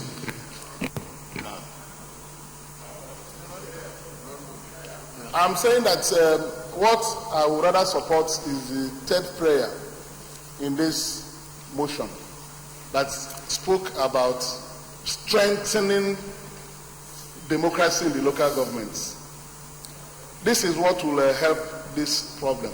While the Parliament thinks about what to do to amend the Constitution and give more powers to the local government. And there's no way we can shy away from making it a provision in the Constitution that any local government system that is not constitutionally set up through democratically conducted elections should not receive money from federal government, from federal allocation. If we put it in the Constitution, this abuse will reduce. Thank you. Distinguished, we'll go to prayers. Prayer 1, urge NFIU and all financial institutions to support the implementation of the new guidelines with diligence and professionalism. Those in favor of amendment, yes, Deputy Senate President. If you look at prayer 1, the inclusion of NFIU is contradictory because it's the NFIU that made the guideline in the first place. So I should suggest that you read, urge all financial institutions to support the implementation of the new guideline with diligence and professionalism and remove the word the NFIU because the guidelines from the NFIU themselves. Seconded, President Ogaya. Seconded the amendment moved by the DSP. Okay. Those in favor of prayer 1 as amended say aye. Those against say nay. The ayes have it. Prayer 2, urge the federal government to urgently fund the operations of the new NFIU so they can work to earn the confidence and trust of Nigerians and its international partners. Those in favor of prayer 2 say aye. Those against say nay. The ayes have it. Prayer 3, urge the 36 state governments to fully support the implementation of the new NFIU guidelines to promote good governance at the local government areas and restore governance at grassroots levels. Those in favor of prayer for amendment? Yes, Senator Kapirgai. Mr. President, Abuja has also have local governments, so I think we should include Abuja. FCT. We should include Static State and FCT. And FCT. Senator Ali, will you second that motion, yes?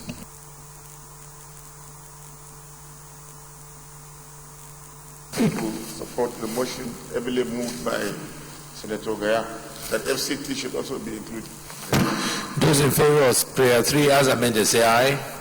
Those against say nay. The ayes have it. Prayer 4, urge the Senate to further support constitutional amendment that will deepen democracy at the local government levels as envisaged in the Nigerian Constitution. Deputy Senate President. Again, we can be seen to be urging ourselves, especially we have done sufficient work in this respect.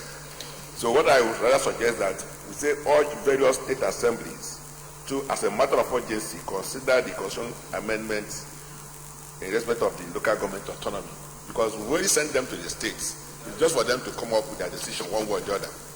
I'm not urging ourselves because we've done more than enough in this respect.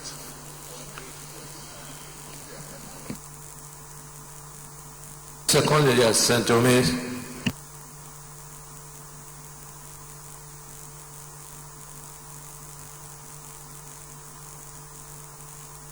Distinguished colleagues, those in favor of the amendment, the state assemblies to consider the constitutional amendment as regards local government autonomy. Those in favor say aye. Those against say nay. The ayes have it. Any additional prayer? Yes, and Abdullah.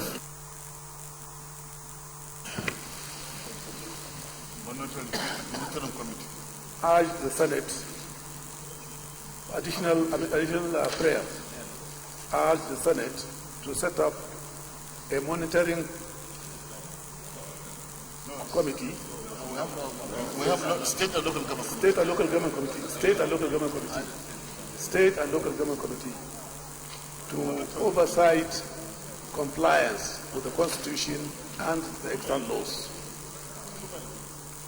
But the Senator, we have a standing committee already. I guess that must be their responsibilities. Any additional priority? Let me thank Senator Aliyu Sabi for this very, very important motion that really addresses two things. First of all, as we all talked about, the local government administration, which has been an issue of great concern. For some of us have had the opportunity to be governors and also being legislators. I think it's clear that, like everything else, a few bad eggs also tend to give the whole system a bad name in this area. And I think apart from all this, there must be a kind of interface between National Assembly and the governors to let them understand the need to finally allow these local governments to have their autonomy. I think it's important because it's clearly that this is affecting local government administration. So I hope that the state assemblies will be able to make the necessary amendment, but it will require some kind of working with the governors to really allow this to happen. And I think it's time the governors allow it to happen. We have tried something for a long time. Clearly it's not working. And I think it is better to also try the full autonomy of the local governments and see how that works. That is one area as well. The second area as well, I think also, is for us to commend the NFIU, who within less than 2 months in existence has begun to bring value. And also, I think also, again, to me, things like this give me great happiness for these colleagues and ourselves, because this is a creation of the Senate, particular National Assembly, pushing through to see the establishment of NFIU unit, and the benefits of it we're beginning to see. Because if you all remember when we started this process, again, they said it was a lot of courage in pushing it through. And the benefit we are seeing both in the private sector and now with the international community now lifting suspension, Nigeria being upgraded, and now we're beginning to see the value even in local and state administration. So we want to commend the NFIU to continue along these lines to ensure that we have more transparent way of administrating at all levels. I thank Senator Alusabi for that, and the committee on anti-corruption and state and local government. We must find a way of monitoring to see that this really does happen. It's important, and let all financial institutions, let all of us agree that we will follow these guidelines and give local government a chance to be autonomous. Thank you so much. Leader of the Senate. Mr. President, very distinguished colleague, the fourth order of the day is a motion standing in the name of Senator Chukwuka Utazi on the existential threat to the people of Uzo Uwani, local government area of Enugu State. Mr. President, you may wish to invite Senator Chukwuka Utazi to move the motion. Senator Utazi. Thank you, Mr. President. I am Senator Chukwuka Utazi. I represent the good people of Enugu State, Enugu North Territories of Enugu State. Mr. President, I present the motion on the existential threat for the people of Ozuwa and local government area of Enugu State. This Senate saddened that at about 5 p.m. on Wednesday, March 20, 2019, while on his way to Enugu from Omuloba, Ozuwa and local government council headquarters, within my senatorial district, the secretary of the Ozuwa and local government area in Enugu State, Dr. Nnamdi Ogweche, a former senior lecturer at the University of Nigeria, and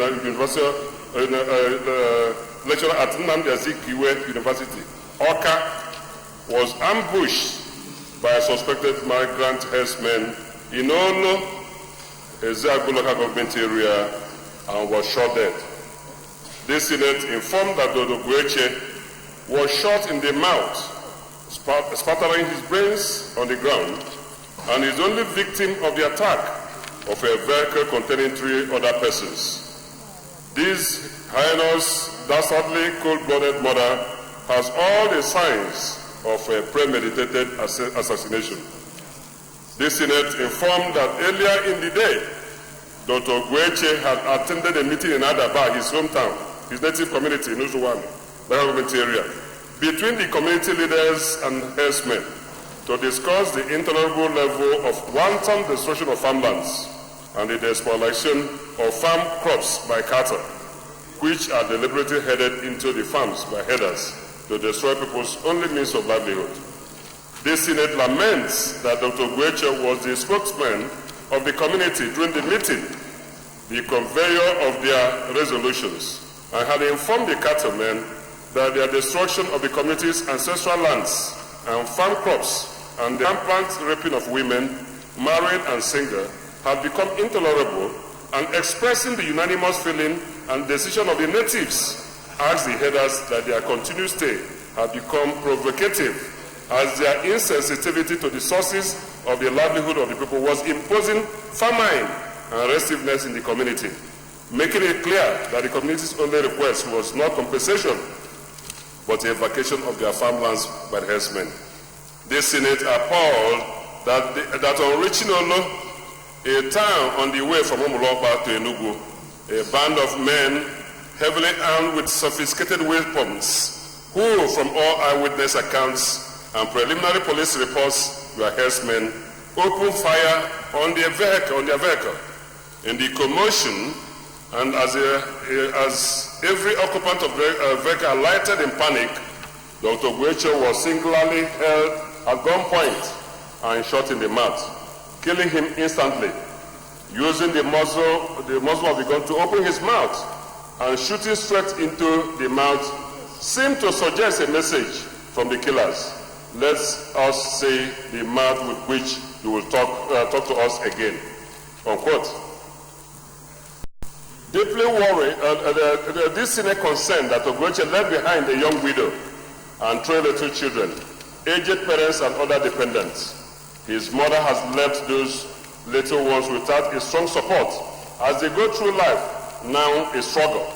His dreams of a life of hard work and scholarship has vanished. Deeply worried that since April 25, 2016, Nimbo massacre in the hands of herdsmen, Uzo-1 local government area has never been the same again. Uzo-1 and local government farming communities have long been suffering and enduring excesses of the herdsmen. Their extreme provocations, barefaced insensitivity, and the insensate desire to exterminate our people. The people's attitude of accommodation has emboldened the adversaries against hapless farming communities and direly imperiled the existence of the people. This Senate recognized that the mainstay of the economy of Uzo-1 local government area is farming and toiling on their land for agricultural produce to feed themselves. Today, that has been destroyed by a belligerent and AK-47 bearing herdsmen. The people can no longer go to their farms that are far-flung from their homesteads because cattle areas have forcibly taken over every farmland. Every peace talk with the herdsmen is a cunning ploy to know the leaders of the farming communities to be targeted for elimination. That is the case of the slain Dr. Ogweche. This Senate at a loss at the seeming helplessness of the federal government and its vast security apparatus to existential threats herdsmen pose to farming communities in Nigeria, particularly to the people of Uzo-1 local government area. The people of the local government and all other peace-loving persons who cultivate the fertile and vast lands of Uzo-1 depend upon this land for their subsistence and livelihood in accordance with the land ownership cultural system of the people. They do not understand why people from other lands who have their own ancestral lands will forcibly bring in thousands of cattle to trample upon, destroy cultivated lands, eat up crops, violate sacred places, rape their women and kill their men. This Senate accordingly resolves to urge the security agencies as a matter of urgency, fish out the class of Dr. Nnamdi Ogweche and bring the perpetrators to justice. 2. This Senate requests the security agencies to tackle as a matter of urgency the increasingly audacious, nefarious, and criminal activities of some herdsmen who have forcibly taken over the lands of Uzo-1 local government area. This urge the federal government to ensure that cattle movement and criminal behaviors of herdsmen are curtailed to instill a sense of safety in the hard-working people of this country. And finally, urge the people of Uzo-1 local government area and other communities specifically to maintain the pace while more effective strategies are devised by the federal government and Enugu state government to deal with the honest activities of herdsmen on their land. Mr. President, when I came 2016 with the issue of Nimbo massacre, many people, especially one of my colleagues, Senator Wamaku, called me the whipping senator. Today, it's not only the Uzo-1 that is whipping. Many people are whipping with me, and this has continued. So I plead with this Senate that we continue, we will not get tired of asking the agencies of government, the security agencies of government, just like we had yesterday, to continue working hard to ensure that there is peace in the land. And also to curtail, search the herdsmen that move with AK-47. You see, the then goes and the things are what you see in our area. We don't see AK-47, but people move with it. And these people were asking the security agencies to screen all the herdsmen and check the type of weapon they are moving. Because we know that herdsmen go with sticks, long sticks, but today things have changed. So our people are living in despair and fear. And that's why I come to this Senate to find solutions to this lingering problem. Thank you so much for the opportunity. GSP. Thank you, Mr. President. Very distinguished colleagues, I rise with heavy heart to second this motion and to send my condolences to the people of Uzo-1 and the people of Enugu State in general over the death or killing of Dr. Nnamdi, who, until his death, was the secretary of Uzo-1 local government. I don't intend to go into further detail because the motion has moved. It's quite detailed and explains the circumstances that led to the killing of Dr. Nnamdi. let me just go back to my old position. And at the risk of sounding like a broken record, let me reiterate that the issue of insecurity in Nigeria can only be addressed seriously when we are all on the same page on the issue of a decentralized policing. We will call it state police. Yesterday, we had the opportunity of interfacing with the acting Inspector General of Police, and he came up with a number of plans on how to deal with this issue. One of the fundamental things he told us yesterday was the issue of creation of a functional community policing. I still have a problem with that. Problem in the sense that all over the world, community policing is usually an arm of the sub-national police. It has never been an arm of a national police. From America to everywhere in the world. The reason is clear, because if you set up community policing under a national police platform, the issue of control, payment, supervision becomes almost impossible. So usually it's when you have a sub-national police that begin to talk about community policing. Otherwise it will not work. Because if you now say you are going to create community policing in all the communities, where would the federal government find money to do that? How many are you going to employ? It will be just like a drop in the ocean. So we end up wasting resources and time. So until we realize that the best way to secure our countrymen and their properties is by the state police, if you like, decentralized police. All we need to do at this time, sir, is for us to have a conversation among ourselves. Whatever may be the fears of those who are opposed to it, let us address it. Until we address it, we are just scratching the surface, and this problem will continue. And I believe we can address them.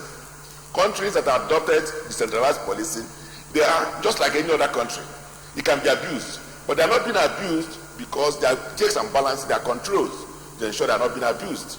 Today we have state judiciary, we have high court judges appointed by states, but they are not being abused. Reason is because there is an NJC somewhere supervising the activities of all the judges, whether it's federal or state. If we have the Police Service Commission take over the same responsibility in respect of policing, we are going to see sufficient control. So what we need to do, therefore, is to find a national platform to be able to debate the issue of decentralized policing, address the fears of everybody. If you say you cannot afford to provide for it, you don't need to do so. Those who can afford, let them go ahead and do it. Those who want, they can go there and do business, places where that are secured. You can go to those places and do their business. That does not stop the federal government from policing those areas that cannot afford it. So it's a matter of give and take. It's a matter of all of us understanding what it's all about. And I believe that with what's going on in Nigeria now, many people are beginning to see the need for state policing. So we need, as a matter of urgency, bring back the bill on state policing and see whether we can pass it and push it to relevant committees so that constitution can be amended for Nigerians to see and improve security. We'll go straight to prayer then. Prayer 1. Urge the security agencies to, as a matter of urgency, fish out the killers of Dr. Nnamdi Kweche and bring the perpetrators to justice. Those in favor of prayer 1 say aye. Those against say nay. The ayes have it. Prayer 2 requires the security agencies to tackle, as a matter of urgency, the increasing audacious, nefarious, and criminal activities of some herdsmen who are forcefully taking over the farmlands of Uzo 1 in local government area. Those in favor of prayer 2 say aye. Those against say nay. Ayes have it. Prayer 3 urge the federal government to ensure that cattle movement and the criminal behavior of herdsmen are curtailed to instill a sense of safety in the hard-working people in this country. Those in favor of prayer 3 say aye. Those against say nay. The ayes have it. And prayer 4 urge the people of Uzo 1 local government Adaba community to maintain the peace while more effective strategies are devised by the federal and Enugu state governments to deal with the heinous activities of herdsmen on their land. Those in favor of prayer 4 say aye. Those against say nay. The ayes have it. Leader of the Senate. Mr. President, very distinguished colleagues, the sixth order of the day is a motion standing in the name of Senator David Umaru on the alarming report on the poor quality of services in Nigeria teaching hospitals. Mr. President, you may wish to invite Senator David Umaru to move the motion. Senator David Umaru. Thank you, Mr. President. Mr. President, distinguished colleagues, my name is David Umaru. I represent Niger East Senatorial District. Mr. President, distinguished colleagues, this is a motion on the alarming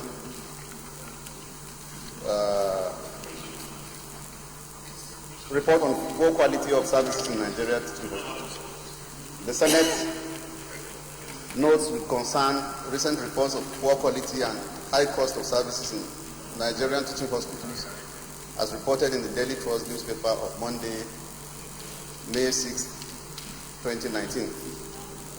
Observes that the said report detailed widespread cases of poor electricity supply, obsolete medical equipment, and decayed infrastructure, and other factors which have made it extremely difficult for Nigerian teaching hospitals to provide tertiary health care to patients with complex ailments such as cancer, kidney failure, etc. The Senate further observes that teaching hospitals, by their mandate, are expected to train current and future medical personnel for the country, apart from offering tertiary health care services to patients with complex ailments. Notes that the said report, as published by the Daily Trust newspaper on Monday, 6 May 2019, is said to be the outcome of an investigation on the quality of services in our teaching hospitals, including the University of Abuja Teaching Hospital, Usman Danfodio University Teaching Hospital, University of Maiduguri Teaching Hospital, Aminu Kano Teaching Hospital, Kano, University of Uyo Teaching Hospital, and so on. The Senate is aware that several stakeholders in the health sector have recently raised alarm on the declining quality of services in Nigerian teaching hospitals amidst cases of overcrowding and lack of adequate funding and personnel necessary for optimal performance. The Senate is concerned that most teaching hospitals in Nigeria have been overstretched, forcing patients to sleep on bare floors, plastic mats, and other unhygienic conditions that put them at the risk of contracting other ailments. The Senate is worried that patients with terminal illnesses such as cancer and kidney failure are now compelled to travel long distances to access chemotherapy and dialysis at very high cost due to the absence of requisite medical equipment for such services within their vicinity. The Senate accordingly resolves to 1. Mandate the Senate Committee on Health to conduct an emergency investigative hearing on the state of healthcare services in our teaching hospitals and report back to the Senate within 1 week. 2. Summon the Honorable Minister of Health, Professor Isaac Adewale, to brief the Senate on the current state of facilities and healthcare services in the Nigerian teaching hospitals. 3. Urge the federal government to adopt a policy on subsidizing the medical expenses of patients with terminal ailments such as cancer and kidney failure. And 4. Urge the federal government to immediately adopt short and long-term measures that will holistically address the challenges confronting our teaching hospitals and retool them for excellent tertiary healthcare services in the country. I so move. Senator Rugidi.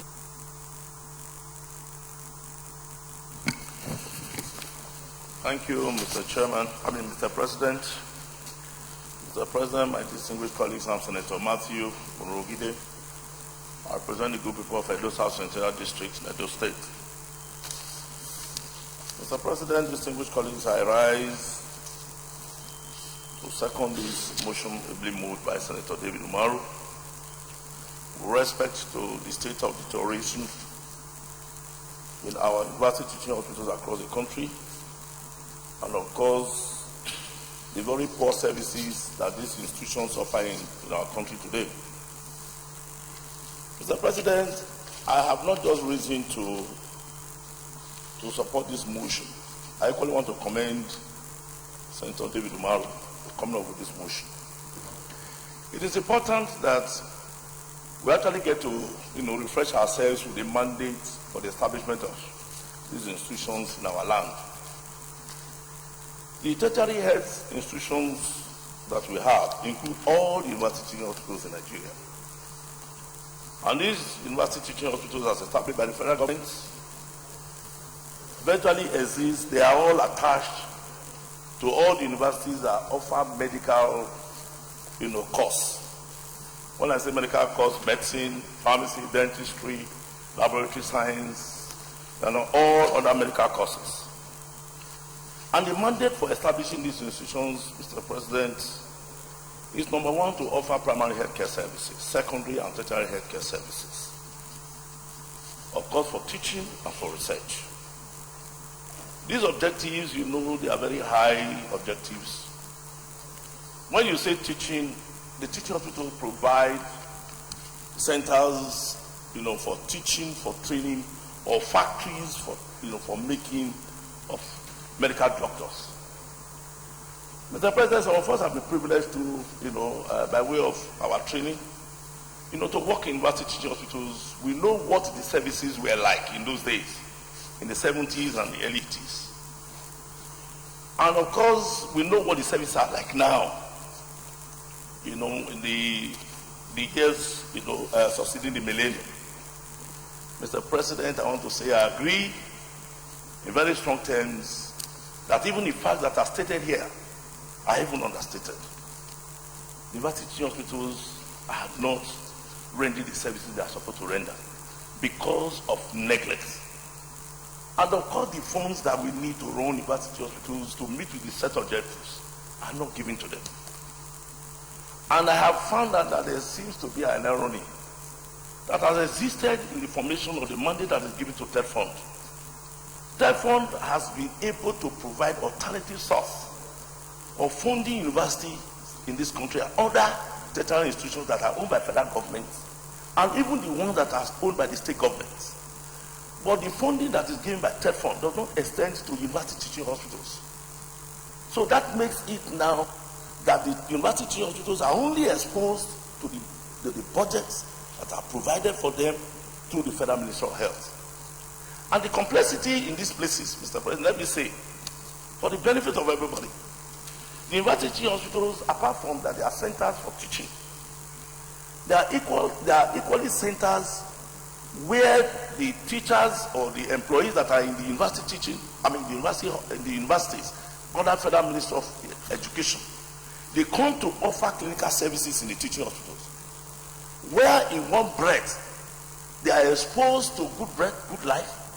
They come to the teaching hospitals, they are limited. And that is why you are seeing the rivalry that you are seeing among the professionals in the teaching hospital setting. And I believe it is because of lack of funding. So I want to lend my voice that the teaching hospitals certainly need extra funding to be able to meet with their challenges.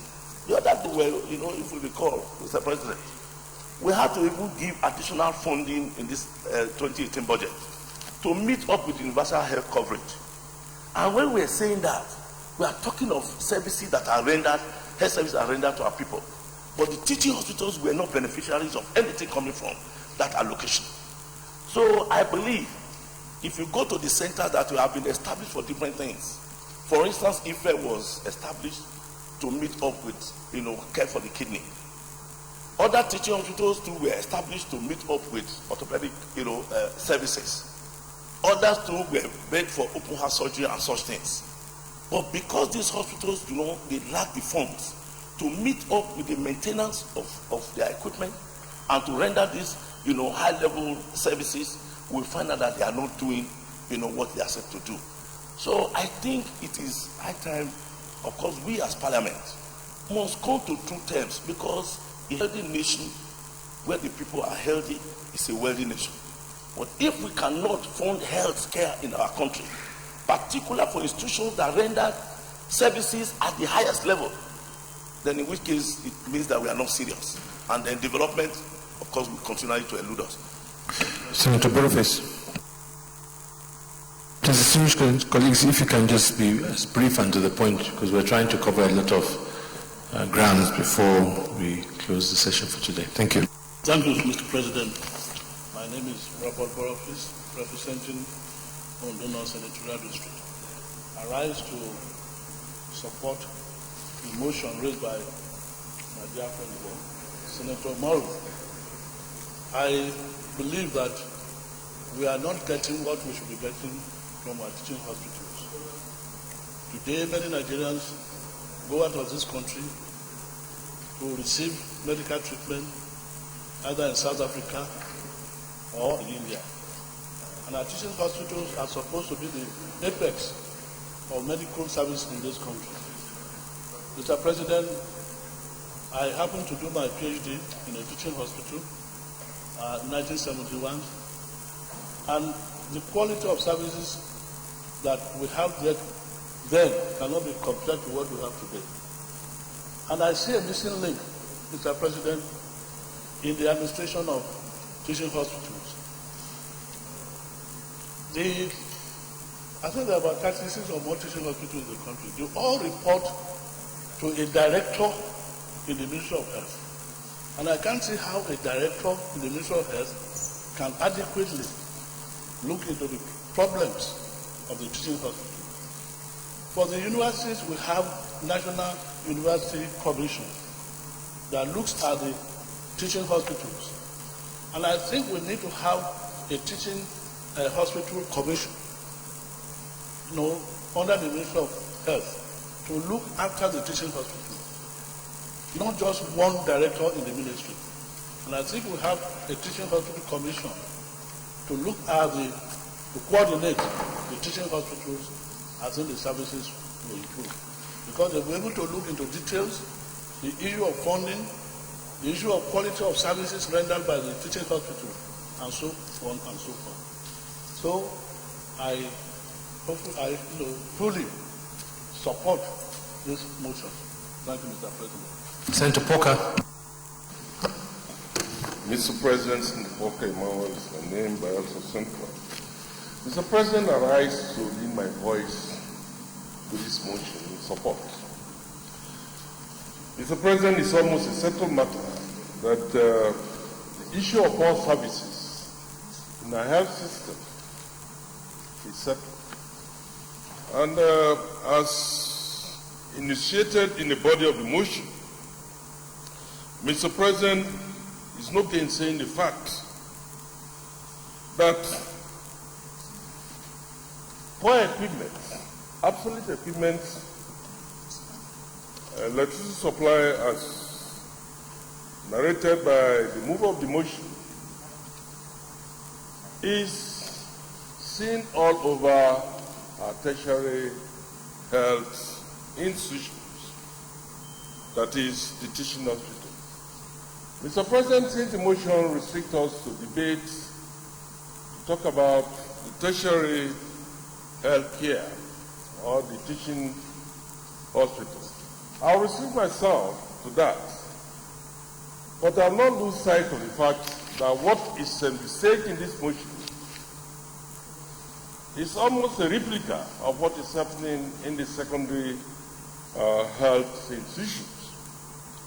But one is worried that is this teaching hospital that are vested with the problem of training our medical personnel, that is what we expect as consultants to come out to render services to our health sector, undergo training in this institution.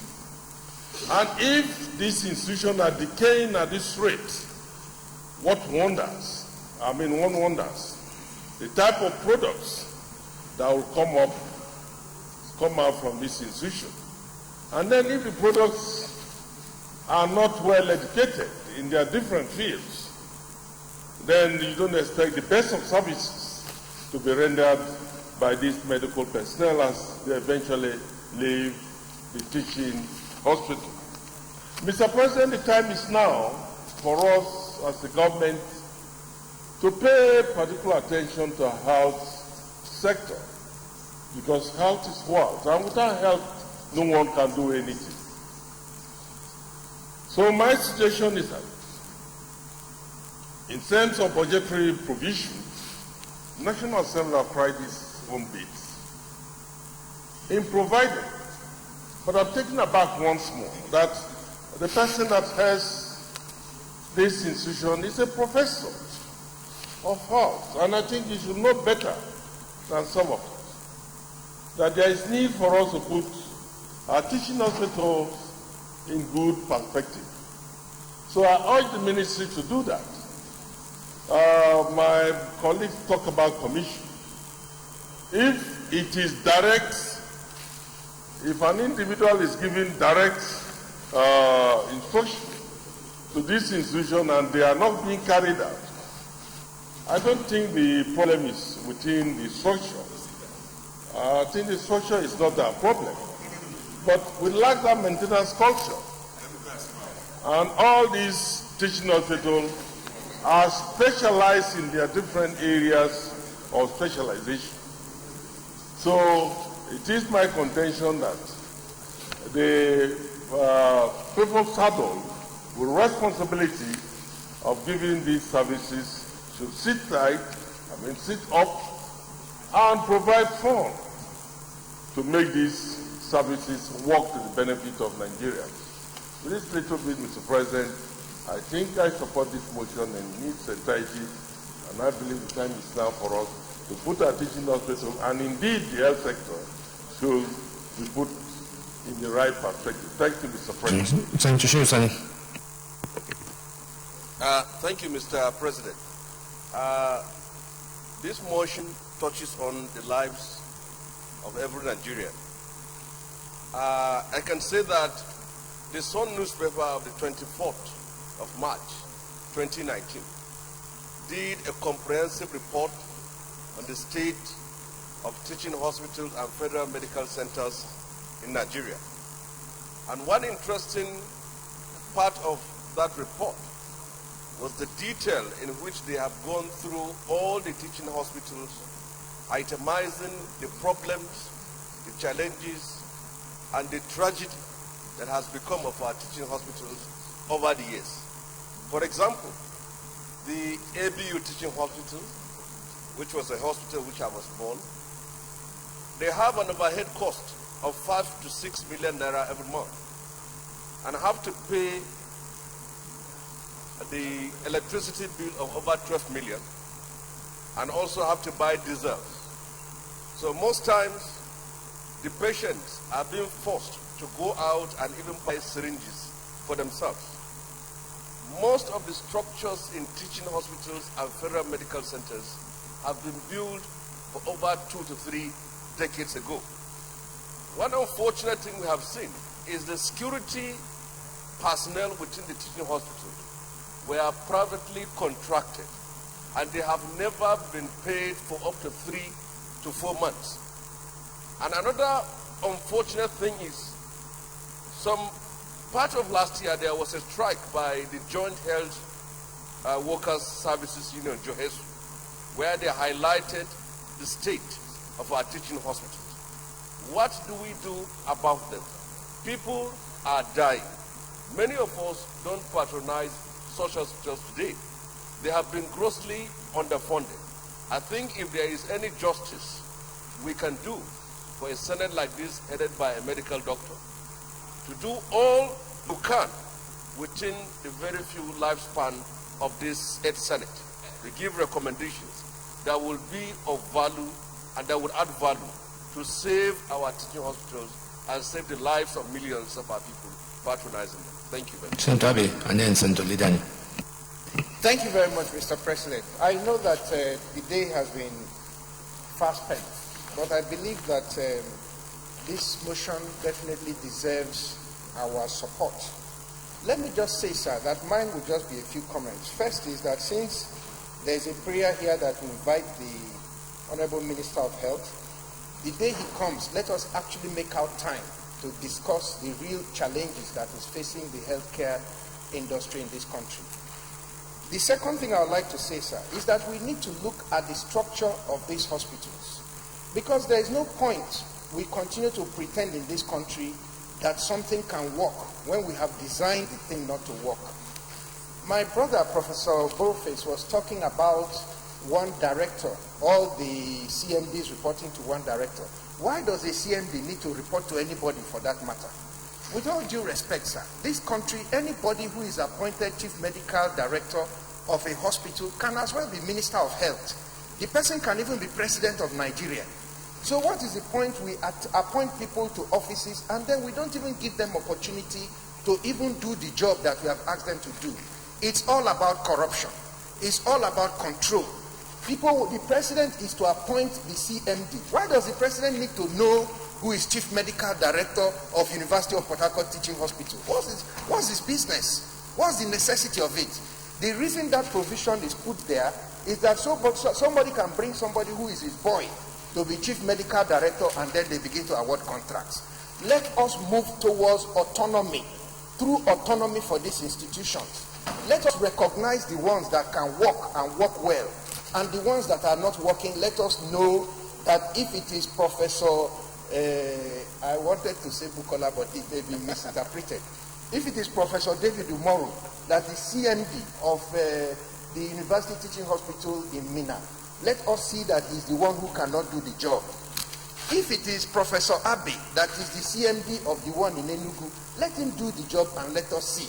Let us stop all this unnecessary bureaucracy and corruption that is destroying all our institutions. I think, sir, that the day the minister will come here, let us create time and actually discuss this problem honestly and sincerely. Nigerians are already voting with their feet, climbing into planes every day to go to India, where they are dying in their numbers. We can create quality health care for Nigerians in this country. We just need to do the right thing. Thank you, sir. Senator Dani. Thank you, Mr. President. I would like to contribute to this debate. My name is Joshua Dani, representing from the South.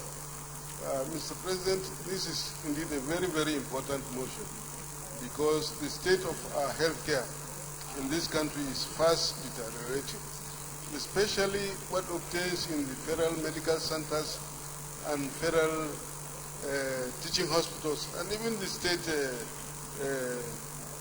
hospitals. I had an encounter last week when I went to Gombe. Somebody had an accident and we had to transport him to the Federal Teaching Hospital in Gombe. Unfortunately, he couldn't be attended to. He has lost consciousness. He needed an expert to look at the problem. And because there was no neurosurgeon in the whole of Gombe State, we had to fly him by air ambulance to come to Abuja for him to receive treatment. Some of the equipment that they could have used in order to diagnose him, they didn't have them in Gombe. So we had to fly him by air ambulance. How many people could have afforded to fly somebody critically ill like that through air ambulance? It's not easy. And you find that this happens everywhere in all the hospitals. Not only issue of equipment, we have issue of personnel. We don't have adequate, well-trained consultants manning these hospitals. Most of our consultants are going abroad in search of greener pastures. And that is why recently there was a spat between the Minister of Labour, Ngige, and the Nigerian Medical Association, in which the minister was saying that no, there is no problem of brain drain, while the NMA was insisting there was a problem of brain drain. People are leaving the services of our country in search of better services elsewhere in which they are paid well. So it's a big problem, Mr. President, and I support the idea that the Minister of Health should come and we discuss this thing in a frank and open manner so that we find a solution to this problem. People don't realize it unless they go to hospitals and see what is happening in these very hospitals. I was once a victim of misdiagnosis in a hospital where they said they thought I had appendicitis. They removed the appendicitis only for me to develop complications. I had to go to Israel where they discovered the appendicitis, the appendix they said they removed. They had not removed it. It was something else. So it's a big problem, Mr. President. We need to look at this health problem in this country very seriously. Thank you. Go to press. Mandate the Senate Committee on Health to conduct an emergency investigative hearing on the state of healthcare services in our teaching hospitals and report back to the Senate within 1 week. Those in favor of prayer 1 say aye. Those against say nay. There is a prayer 2. Summon the Honourable Minister of Health, Professor Adewale, to visit the Senate on the current state of facilities and healthcare services in Nigerian teaching hospitals. Those in favor of prayer 2 say aye. Those against say nay. Ayes have it. Prayer 3, urge the federal government to adopt a policy on subsidizing the medical expenses of patients with terminal ailments such as cancer and kidney failure. Those in favor of prayer 3 say aye. Those against say nay. The ayes have it. And final prayer 4, urge the federal government to immediately adopt short and long-term measures that will holistically address the challenges confronting our teaching hospitals and retool them for excellent tertiary healthcare services in the country. Those in favor of prayer 4 say aye. Those against say nay. The ayes have it. Additional prayer, Central Boniface. That the Teaching Hospital Commission be established to coordinate and supervise the teaching hospitals in the country.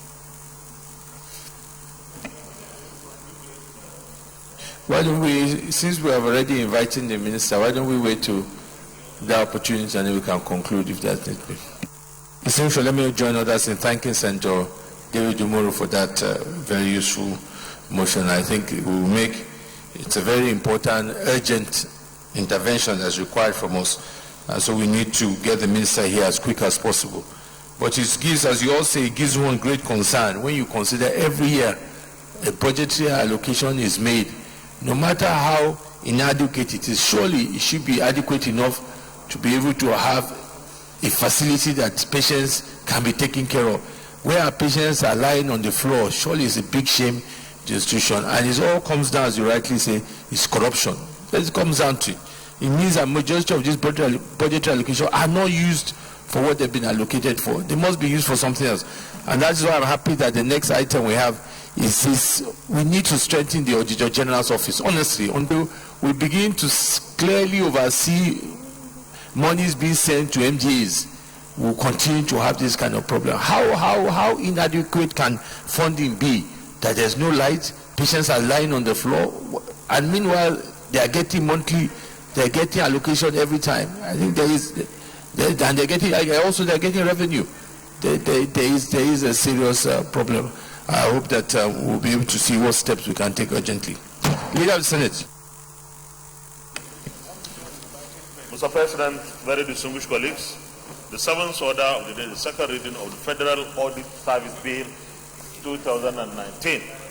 The single senators will recall that Mr. President, CNC declined assent on this bill for several reasons. The bill has been worked on by a technical committee of the Senate with the recommendations approved by the Senate. The purpose of the bill on the order paper is to refer to the relevant committee for consideration.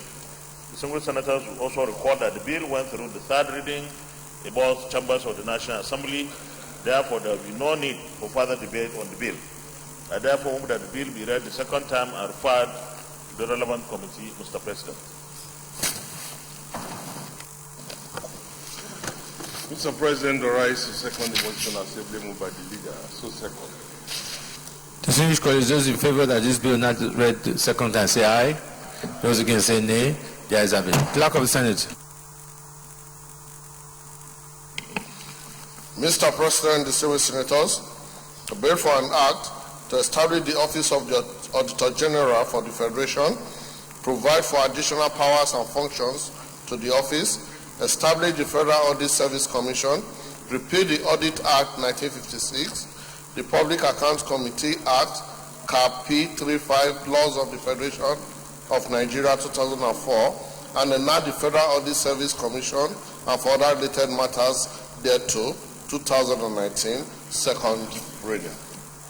A bill for an act to establish the office of the Auditor General for the Federation, provide for additional powers and functions to the office, establish the Federal Audit Service Commission, repeal the Audit Act 1956, Public Accounts Committees Act, Cap P35, Laws of Federation of Nigeria 2004, and enact the Federal Audit Service Commission and for other related matters 2019, read the second time. This bill is filed to Committee on Public Accounts and report back next legislative day. Leader of the Senate.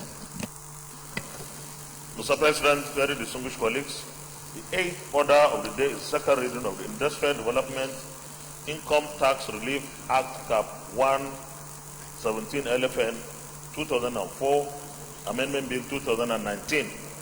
Distinguished senators will recall that Mr. President, CNC declined assent on this bill for several reasons. The bill has been worked on by a technical committee of the Senate with the recommendations approved by the Senate.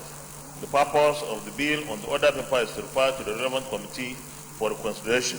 The senators will also recall that the bill went through the third readings in both chambers of the National Assembly. Therefore, there will be no need for further debate on the bill. I therefore move that the bill be read the second time and referred to the relevant committee. Well. Mr. President, the rise to second. The motion ably moved by the leader. I so second, Mr. President. Distinguished colleagues, those in favor that this bill read the second time say aye. Those against say nay. The ayes have it. Clerk of the Senate. Leader. Mr. President, very distinguished colleagues, because of the importance of the other items on the order paper, I move that the Senate suspends its order 13 to enable us to sit beyond 2 o'clock. Mr. President, I rise to second the motion ably moved by the leader. So second, Mr. President. Distinguished colleagues, those in favor of the motion that will extend time beyond 2 o'clock say aye. Those against say nay. The ayes have it. Clerk of the Senate. Mr. President, distinguished senators, the bill for an act to amend the Industrial Development Income Tax Relief Act Cap 17, Laws of the Federation of Nigeria 2004, and for other related matters 2019, second reading. The bill for an act to amend the Industrial Development Income Tax Relief Act Cap 17, Laws of the Federation of Nigeria 2004, and for other related matters 2019 is read the second time. This bill is referred to the Committee on Trade and Investment and report back next legislative day. Leader of the Senate. Mr. President, very respected colleagues, the 9th order of the day is the second reading of the Export Prohibition Act Cap E22 LFN 2004 Repeal Bill 2019. Distinguished senators will recall that the bill was read the first time in this chamber on Thursday, the 3rd day of November 2016. Mr. President, I wish to invite Senator Abdullah Adamu to move the motion for the bill to be read a second time. Senator Abdullah Adamu.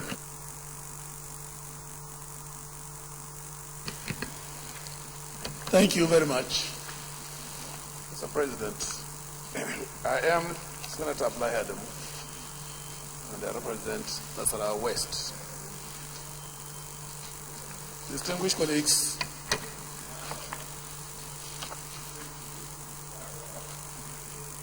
in the lead debate on a bill for an act to repeal the provisions of the Export Prohibition Act, Cap E22, Laws of the Federation of Nigeria, LFN, 2004, to allow for the exportation of certain foodstuff from Nigeria and for other related matters, 2019.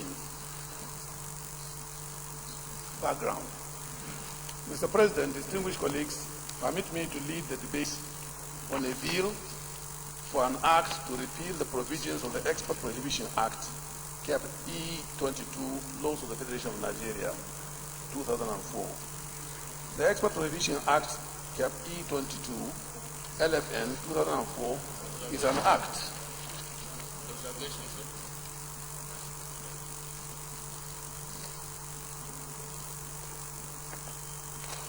The Act was promulgated as Decree Number 9 of 1989 on the 16th of February 1989. Schedule 1 of the Act absolutely prohibits goods such as beans, cassava tuber, maize, rice, yam tuber, all products or derivatives of the items listed above, and all imported food items exported from Nigeria. Objective. This bill seeks to repeal the provisions of the Export Prohibition Act, Cap E22 LFN of 2004. The Export Prohibition Act, hitherto, was promulgated to criminalize the export of the above listed cash crops as a means of sustaining local production and achieving self-sufficiency in local production. It therefore prohibits the export of all byproducts resulting from the processing of these crops, like fufu, gari, starch, tapioca, etc.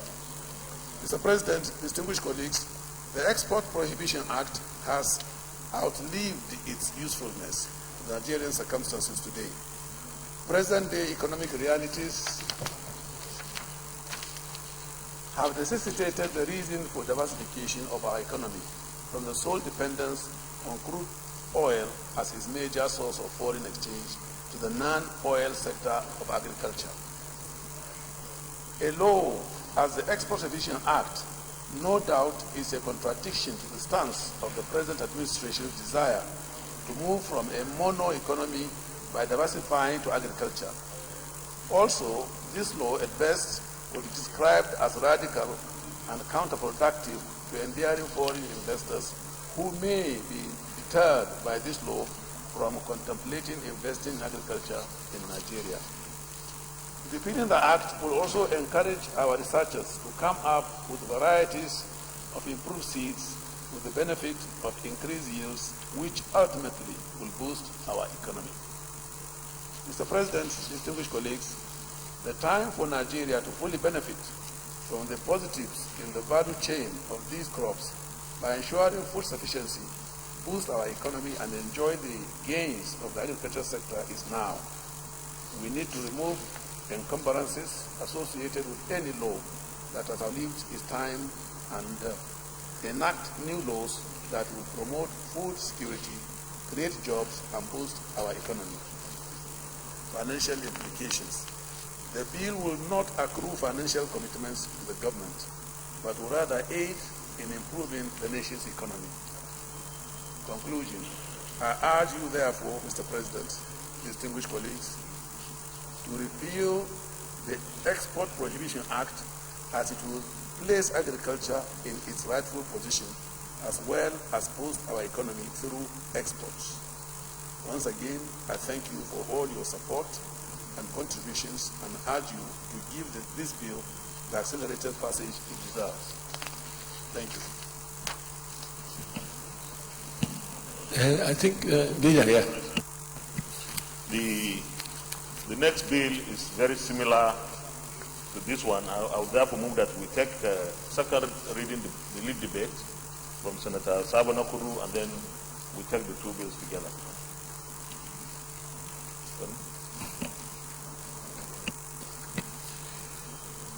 The 10th order of the day is second reading of the Export Prohibition Act Cap E22-LFN 2004, Repeal Bill 2019. Distinguished senators will recall that the bill was read the first time in this chamber on Thursday, 21st December 2017. Mr. President, you may wish to invite Senator Sabo Mohammed Nakudu to move the motion for the bill to be read a second time. Senator Sabo Mohammed. Thank you very much, Mr. President. Distinguished colleagues, permit me to lead the debate on this very important bill that will address one big problem in our national economy. This bill was read the first time in this chamber last month, and it seeks to repeal the Export Prohibition Act, which absolutely makes it an offense in Nigeria to export yam, cassava, tuber and beans, rice, etc., by prescribing a conviction of life imprisonment for offenders. Mr. President, distinguished colleagues, certain exports are prohibited for the purposes of domestic food security, value addition, consideration and preservation of national heritage. Currently, the ban covers raw hides and skins, timber, scrap metals, unprocessed rubber, latex and rubber lump, rice, maize, beans, artifacts, and antiquities. While Nigeria is seriously working on enhancing its exports, the Export Prohibition Act, Cap E22-LFN 2004, has constituted a major clog in the realization of Nigeria being one of the top 10 exporting countries, non-oil. It is against this background that this bill is proposed to be repealed. The Export Prohibition Act, Cap E22-LFN 2004, in order to give room for export that will bring economic development. Mr. President, distinguished colleagues, considering the importance of export in our national development, the need to enhance exports, particularly in the non-oil sector, and the need to remove the clog in the wheel of export. This bill is timely and needs the support of my colleagues for accelerated passage.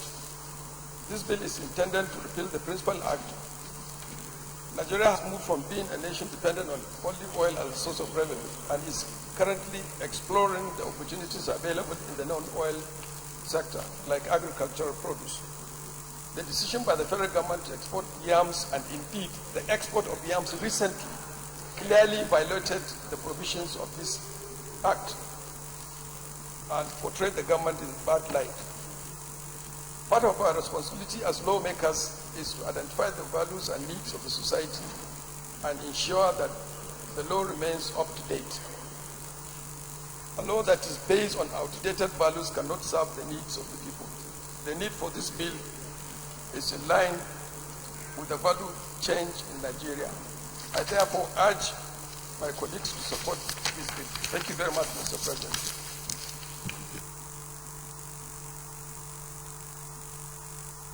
Yes, and to you, sir.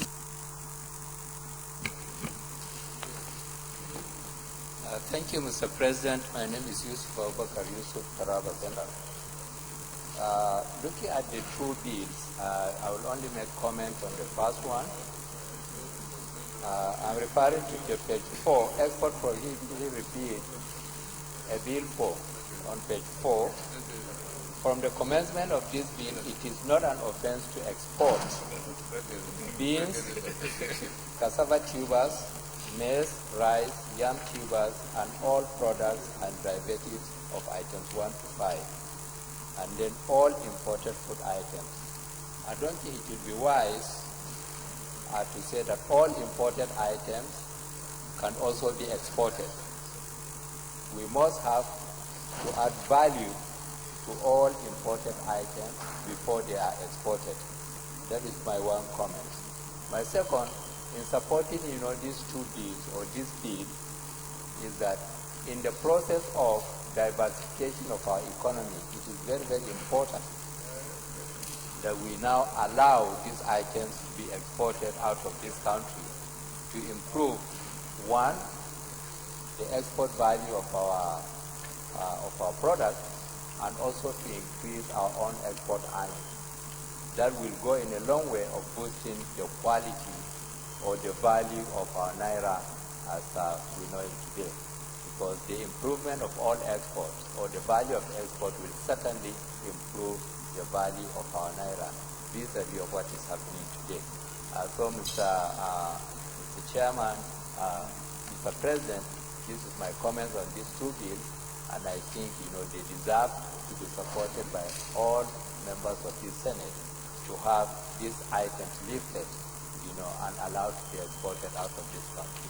Thank you very much. Distinguished colleagues, those in favor that these two bills will accept sometimes say aye. Those against say nay. The ayes have it. Clerk of the Senate. Mr. President, distinguished senators, a bill for an act to repeal the provisions of the Export Prohibition Act, Cap E22, Laws of the Federation of Nigeria, 2004, to allow for the exportation of certain food items, certain foodstuff from Nigeria and for other related matters, 2019, second reading. A bill for an act to repeal the provisions of the Export Prohibition Act, Cap E22, Laws of the Federation of Nigeria, 2004, to allow for the exportation of certain foodstuff from Nigeria and for other related matters, 2019, is read a second time. This bill is referred to the Committee on Trade and Investment.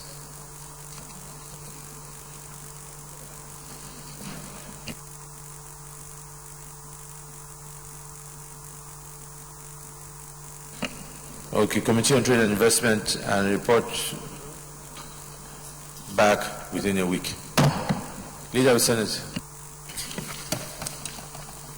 Mr. President, very distinguished colleagues, the 11th order of the day is the presentation and consideration of the report of the Committee on FEMA on the screening of the following persons for appointment as chairman and members of the governing board of the Federal Roads Maintenance Agency, FEMA.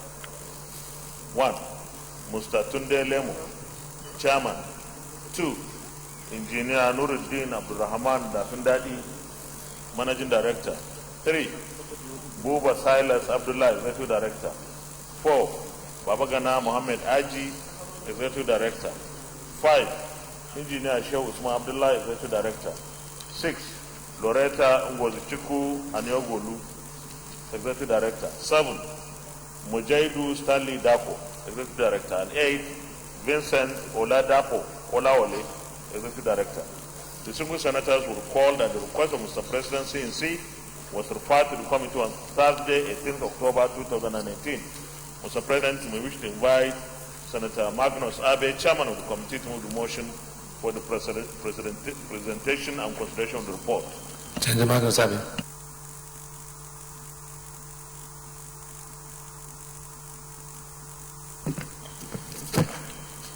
Mr. President, my very distinguished and eminent colleagues, I wish to move that the report of the Committee on the Federal Roads Maintenance Agency, FEMA, that is on the screening of the following persons for appointment as chairman and members of the governing board of the Federal Roads Maintenance Agency, FEMA, hereby presented to the Senate. I so move, sir. Senator Raju Razaki.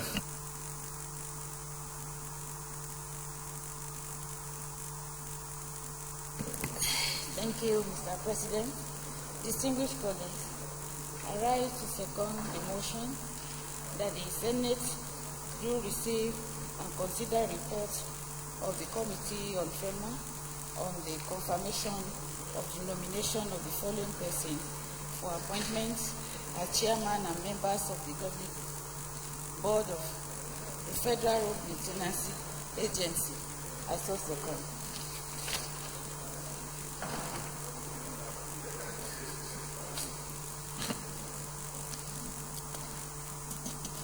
Distinguished colleagues, those in favor that we do receive and consider the report of the Committee of FEMA on the confirmation and nomination of the persons as listed by the leader, say aye. Those against say nay. The ayes have it. Senator Magnus, come and lay the report.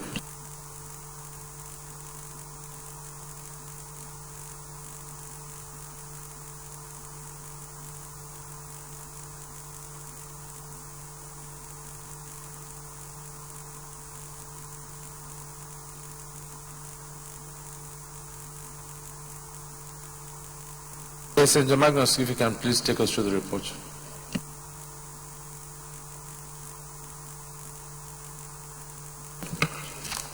This will be very brief, Mr. President. My very distinguished and eminent colleagues.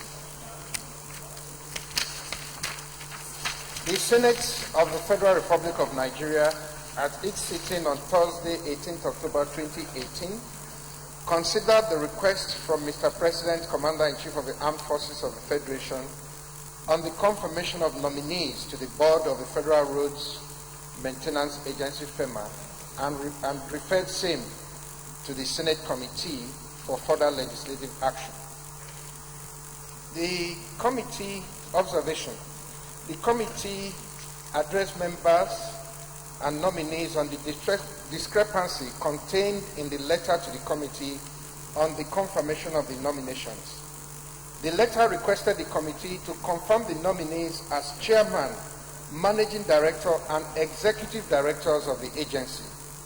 However, the post of executive director is alien to the act establishing the Federal Roads Maintenance Agency, as Section 2, Sub 3 of the FEMA Amendment Act 2007, number 18, recognizes board members and not executive directors. Therefore, the committee agreed to confirm the nomination based on the extant provisions of the Federal Roads Maintenance Agency Act, which allows for the provision of chairman, managing director, and board members. This position was duly communicated to the members and they agreed.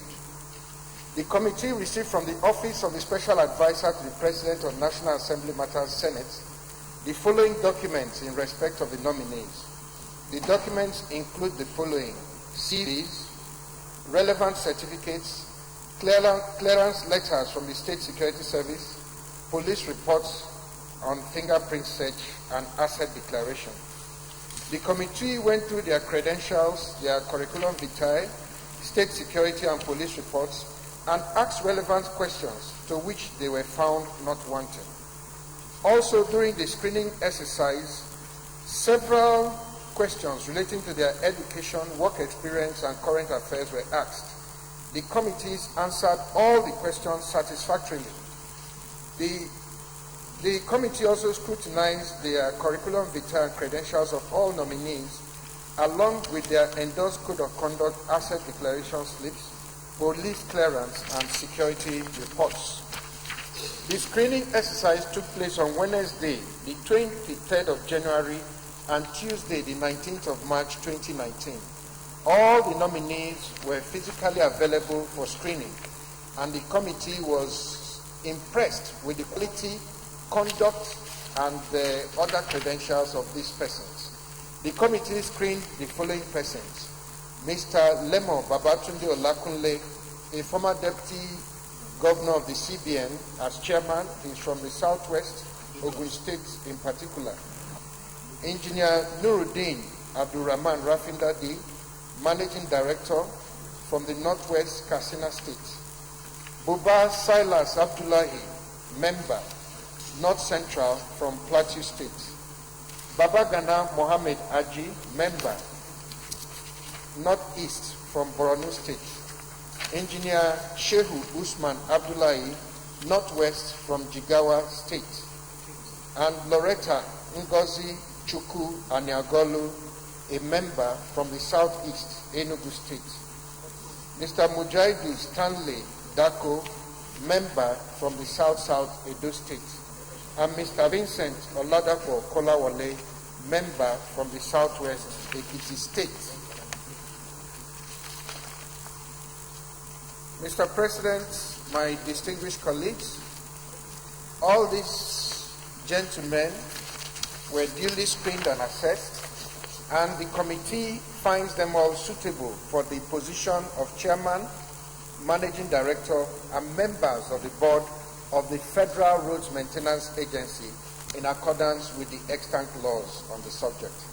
The committee, after exhaustive deliberation and scrutiny of the documents presented to it, and having considered the nominees' experience, exposure, competence, and suitability, hereby recommends that the Senate do confirm the nominees as chairman, managing director, and members of the board of the Federal Roads Maintenance Agency, FEMA.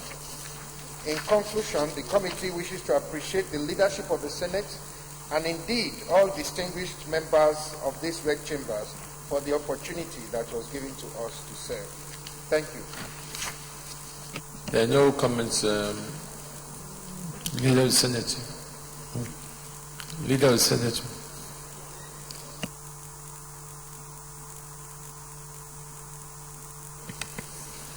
Mr. President, very distinguished colleagues, I move that the Senate resolve into committee of the whole to consider the report. Okay. Mr. President, I rise to second the motion. Ably moved by the leader, so second, Mr. President. Distinguished colleagues, those in favor of the motion say aye. Those against say nay. The ayes have it.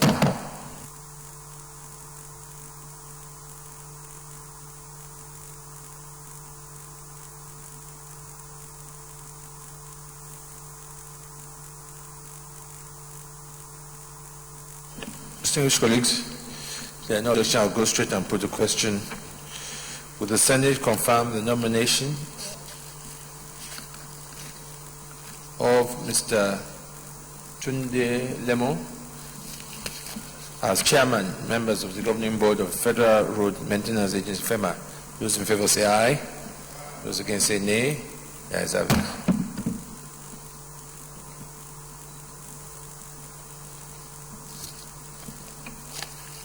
Will the Senate approve the nomination of Engineer Rafindadi as member of the governing board of the Federal Road Maintenance Agency? Those in favor say aye. Those against say nay. Ayes have it. Will the Senate approve the nomination of Buba Silas Abdullahi as member of the governing board of FEMA? Those in favor say aye. Those against say nay. The ayes have it. Will the Senate approve the nomination of Babagana Mohammed Aji as member of the governing board of FEMA? Those in favor say aye. Those against say nay. The ayes have it. Will the Senate approve the nomination of Engineer Shehu Usman Abdullahi as member of the governing board of FEMA? Those in favor say aye. Those against say nay. Ayes have it. Will the Senate approve the nomination of Loretta Anagulu as member of board of FEMA? Those in favor say aye. Those against say nay. Ayes have it. Will the Senate approve the nomination of Stanley Dako as member of the governing board of FEMA? Those in favor say aye. Those against say nay. The ayes have it. Will the Senate approve the nomination of Mr. Kolawole as member of the governing board of FEMA? Those in favor say aye. Those against say nay. The ayes have it. Leader of the Senate. Mr. Chairman, very distinguished colleagues, I move that the Senate reverse to plenary for the charter report progress. Oh, okay. Okay. For Congo, so? Yes. No, sorry. Mr. President, I rise to second the motion. Ably moved by the leader, so second, Mr. President. Distinguished colleagues, those in favor of the motion say aye. Those against say nay. The ayes have it.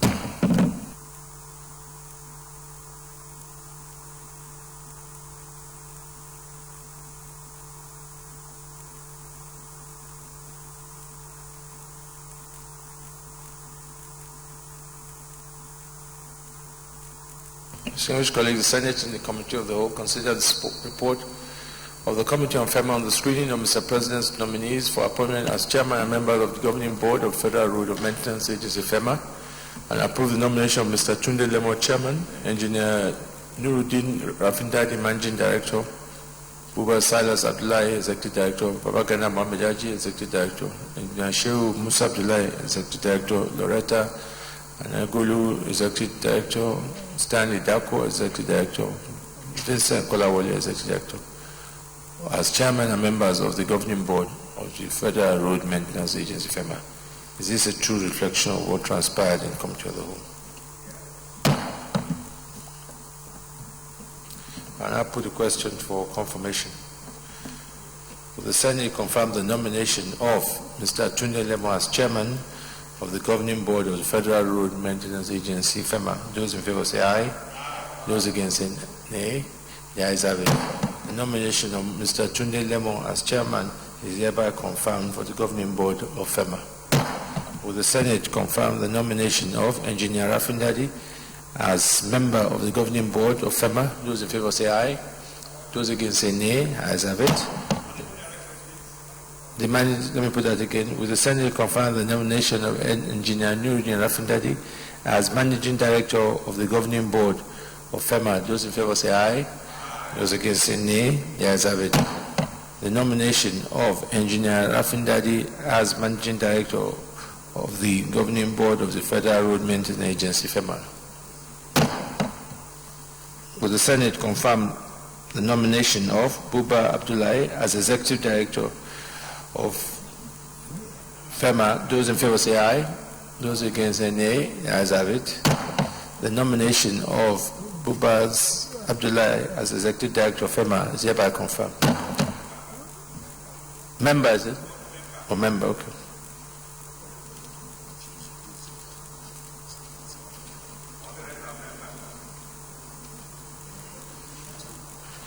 Are they member or executive director? All right.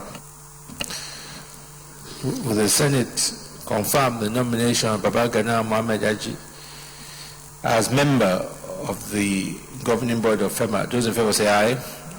Those against say nay. The ayes have it. Nomination of Babagana Mohamed Haji as member of FEMA is hereby confirmed. Will the Senate confirm the nomination of Engineer Abdullahi as member of the governing board of FEMA? Those in favor say aye. Those against say nay. The ayes have it. The nomination of Engineer Usman Abdullahi is hereby confirmed as member of FEMA. Will the Senate confirm the nomination of Loretta Niagulu as member of the governing board of FEMA? Those in favor say aye. Those against say nay. Ayes have it. The nomination of Loretta Niagulu is hereby confirmed as member of FEMA. Will the Senate confirm the nomination of Stanley Dako as member of the governing board of FEMA? Those in favor say aye.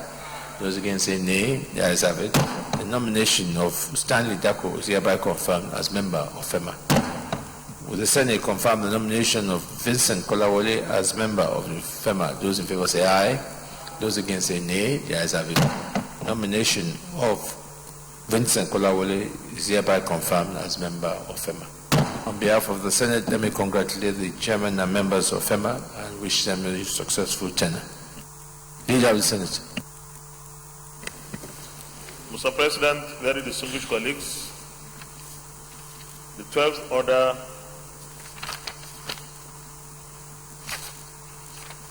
of the day is the presentation and consideration of the report of the Committee on National Planning and Economic Affairs on the screening of the following persons for appointment as chairman and commissioners for the Revenue Mobilization, Allocation and Fiscal Commission. 1.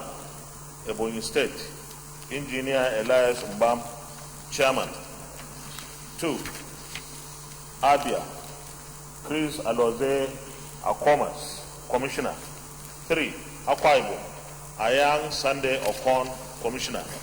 4. Anambra, Chima Philip Okapo, Commissioner. 5. Bauchi, Professor Isa B. Mohammed, Commissioner. 6. Benue, Samuel Ada Magbe, Commissioner. 7. Cross River, Ntufam Eyo Nsa Willie, Commissioner. 8. Delta, Mr. Andrew Agenewo Agbaga, Commissioner. 9. Ebonyi, Barrister Patrick Nwaru Mbegu, Commissioner. Edo, Mr. Victor Ebebe, Commissioner. 11. Ekiti, Amujo Philip Ayayi, Commissioner. 12. Enugu, Mrs. Maria Chinyere Aniobi, Commissioner. 13. FCT, Honorable Musa Tanko Abali, Commissioner. 14. Gombe, Mohammed Kabir Usman, Commissioner. 15. Jigawa, Alhaji Mohammed Mahmoud Gumel, Commissioner. 16. Katsina, Alhaji Kabir Mohammed Mashi, Commissioner. 17. Kano, Barista Umar Farooq Abdullahi, Commissioner. Kebbi, Rilwan Hussein Abarshi, Commissioner. 19. Kogi, Honorable Suleiman Kokori Abdul, Commissioner. Kwara, Abdullahi Shaibu Yaman, Commissioner. Lagos, Dr. Raid Olusegun Adekunle, Commissioner. Nasarawa, Aliyu A. Abdul Qadir, Commissioner. Niger, Alhaji Ibrahim Bako Bagudu Shatima, Commissioner. Ogun, Mustafari Fari Adebayo, Commissioner. Ondo, Mr. Tokumbo Ajashin, Commissioner. Oyo, Kolade Daniel Abimbola, Commissioner. Plateau, Mr. Stanley Cheyenne, Commissioner. Rivers, Wena Osondu Temple, Commissioner. Yobe, Alhaji Madu Aji Duluri, Commissioner, and Zamfara. Abubakar Sadiq A. Gusau, Commissioner. Distinguished senators will recall that the request of Mr. President CNC was referred to the committee on Tuesday, 19th March 2019. Mr. President, may wish to invite Senator Yele Omogunwa, the Vice Chairman of the committee, to move the motion for the presentation and consideration of the report.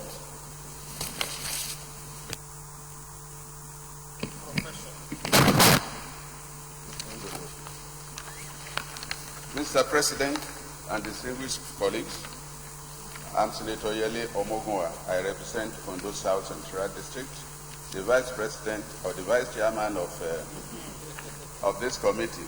I'm standing in for Mr. Chairman, who is unavoidably absent. Mr. Chairman, distinguished colleagues, the Senate at its plenary sitting of Tuesday, 19th March 2019, considered the request of Mr. President, Commander-in-Chief of the Armed Forces of the Federal Republic of Nigeria, for the confirmation of the following Nigerians as nominees for Chairman and Commissioner for the Revenue Mobilization, Allocation and Fiscal Commission. Distinguished, let's first receive the report and before we consider it. So you are moving for us to receive it. Okay, Senator Ledani. Mr. President, my name is Joshua Ledani. I second the motion. Senator, those in favor of the motion that we do receive and consider the report of the Committee on National Planning and Economic Affairs on the screening of Chairman and Commissioners for Revenue Mobilization, Allocation and Fiscal Commission. Those in favor say aye. Those against say nay. The ayes have it. Yes, Senator Mugwa, come and lay the report, then you can present it.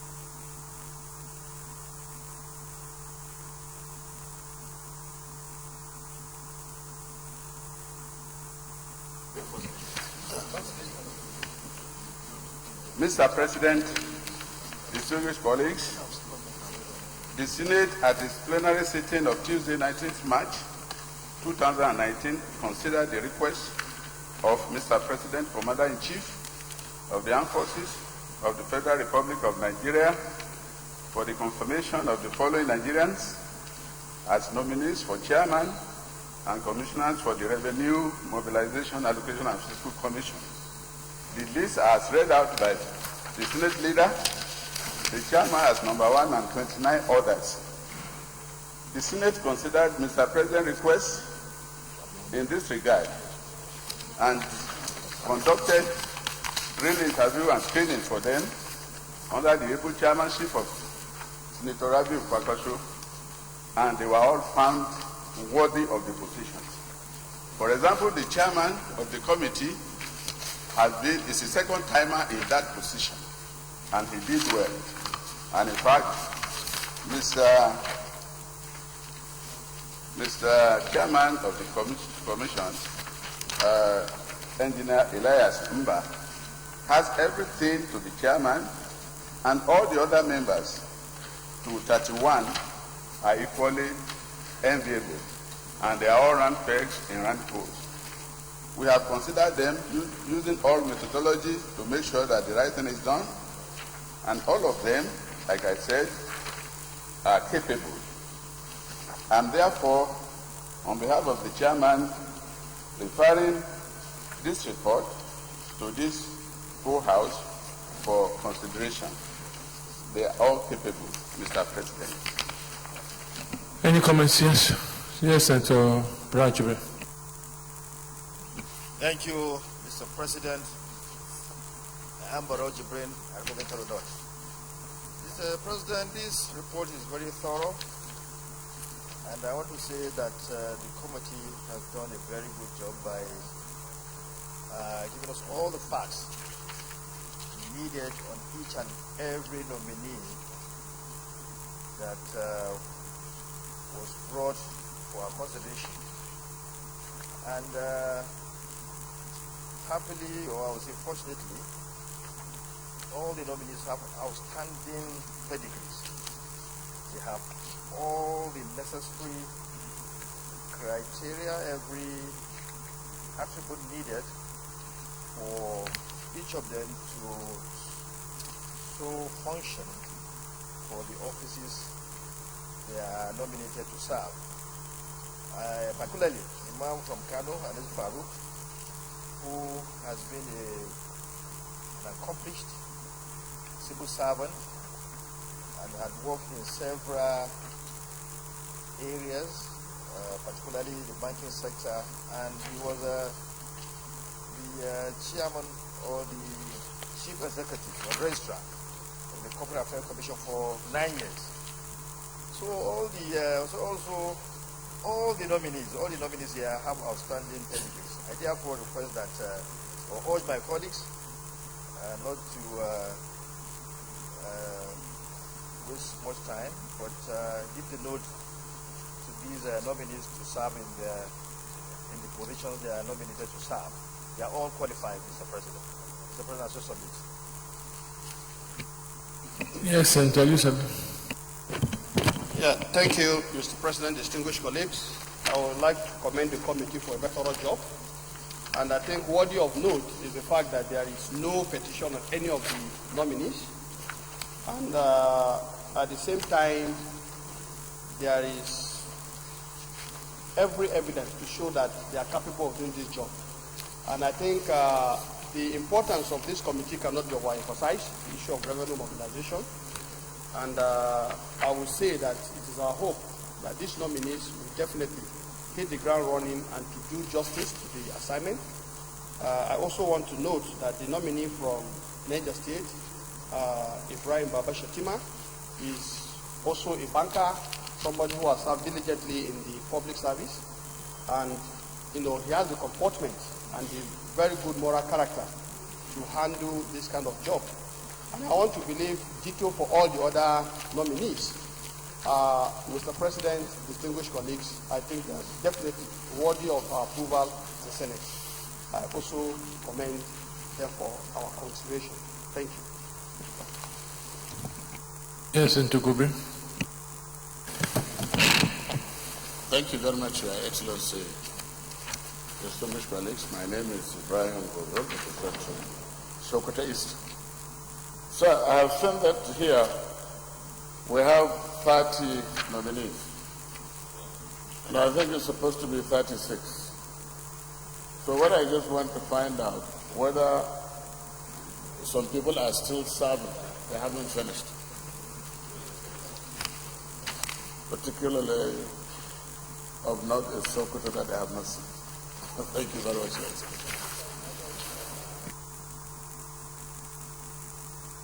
If there are no other comments, leader move forward. No, sir.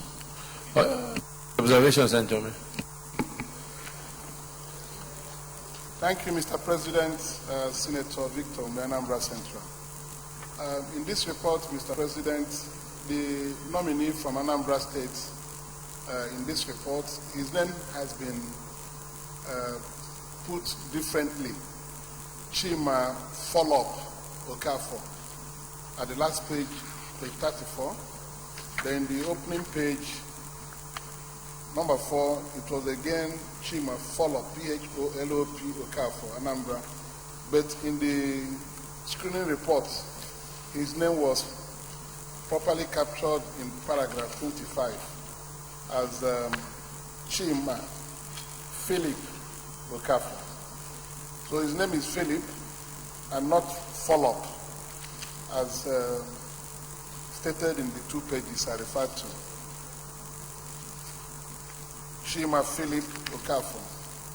I don't know what is contained in the communication from Mr. President, but if you see 25.0, screen of Mr. Okafor Chima Phillips.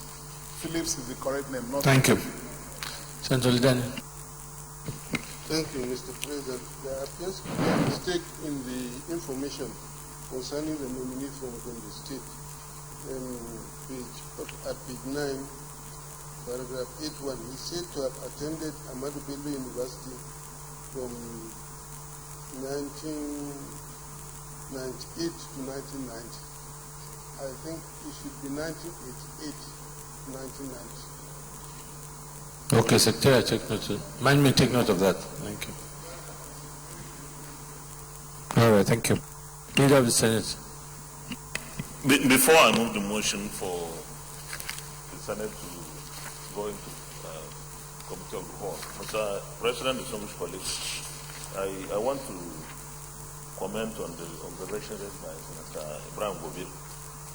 Not all the states needed to be present here. Some of the states have their own people who are still in active service in the, so their tenures have not expired.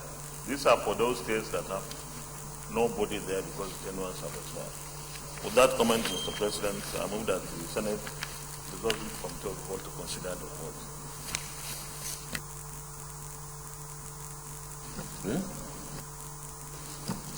I rise to second the motion. Distinguished colleagues, those in favor of the motion say aye. Those against say nay. The ayes have it.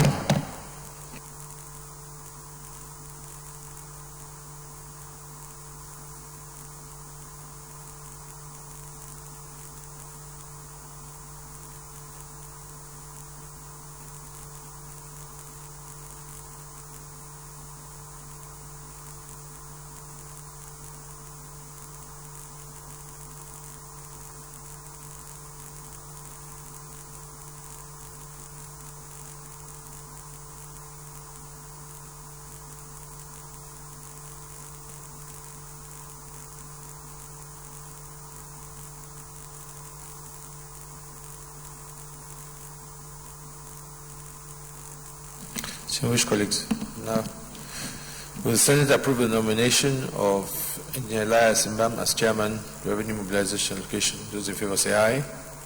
Those against say nay. The ayes have it. Will the Senate approve the nomination of Chris Akomas as Commissioner, Revenue Mobilization Fiscal Commission? Those in favor say aye. Those against say nay. The ayes have it. Will the Senate approve the nomination of Ayang Okon as Commissioner, Revenue Mobilization? Those in favor say aye. Those against say nay. Ayes have it. Will the Senate approve the nomination of Chairman Philip Okafo as Commissioner, Revenue Mobilization? Those in favor say aye. Those against say nay. Ayes have it. Will the Senate approve nomination of Professor Issa Mohammed as Member, Revenue Mobilization Allocation Fiscal Commission? Those in favor say aye. Those against say nay. Ayes have it.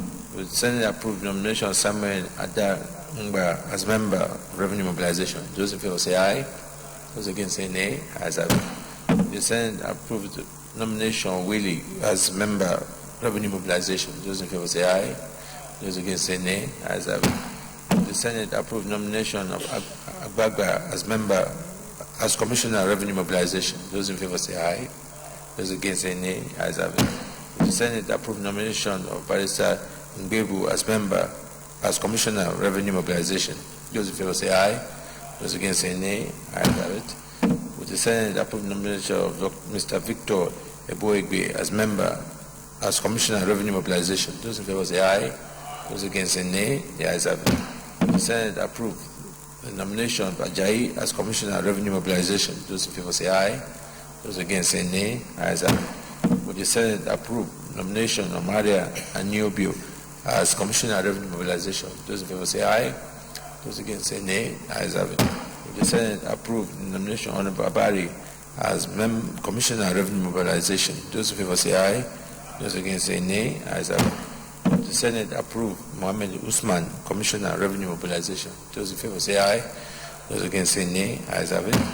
The Senate approved nomination Gumel as Commissioner, Revenue Mobilization. Those in favor say aye. Those against say nay. Ayes have it. The Senate approved nomination Kabiru Mashi, Commissioner, Revenue Mobilization. Those in favor say aye. Those against say nay. Ayes have it. The Senate approved Barrister Abdullahi as Commissioner, Revenue Mobilization. Those in favor say aye. Those against say nay. Ayes have it. Senate approved nomination Hussein Abachi, Member, Commissioner, Revenue Mobilization. Those in favor say aye. Those against say nay. Ayes have it. With the Senate approved the nomination of Skokori Abdul, Commissioner, Revenue Mobilization. Those in favor say aye. Those against say nay. Ayes have it. With the Senate approved nomination of Shuaibu Yaman as Commissioner, Revenue Mobilization. Those in favor say aye. Those against say nay. Ayes have it. With the Senate approved nomination of Wright Adekunle, Commissioner, Revenue Mobilization. Those in favor say aye. Those against say nay. Ayes have it. With the Senate approved nomination of Aliu Abdulkadri as Commissioner, Revenue Mobilization. Those in favor say aye.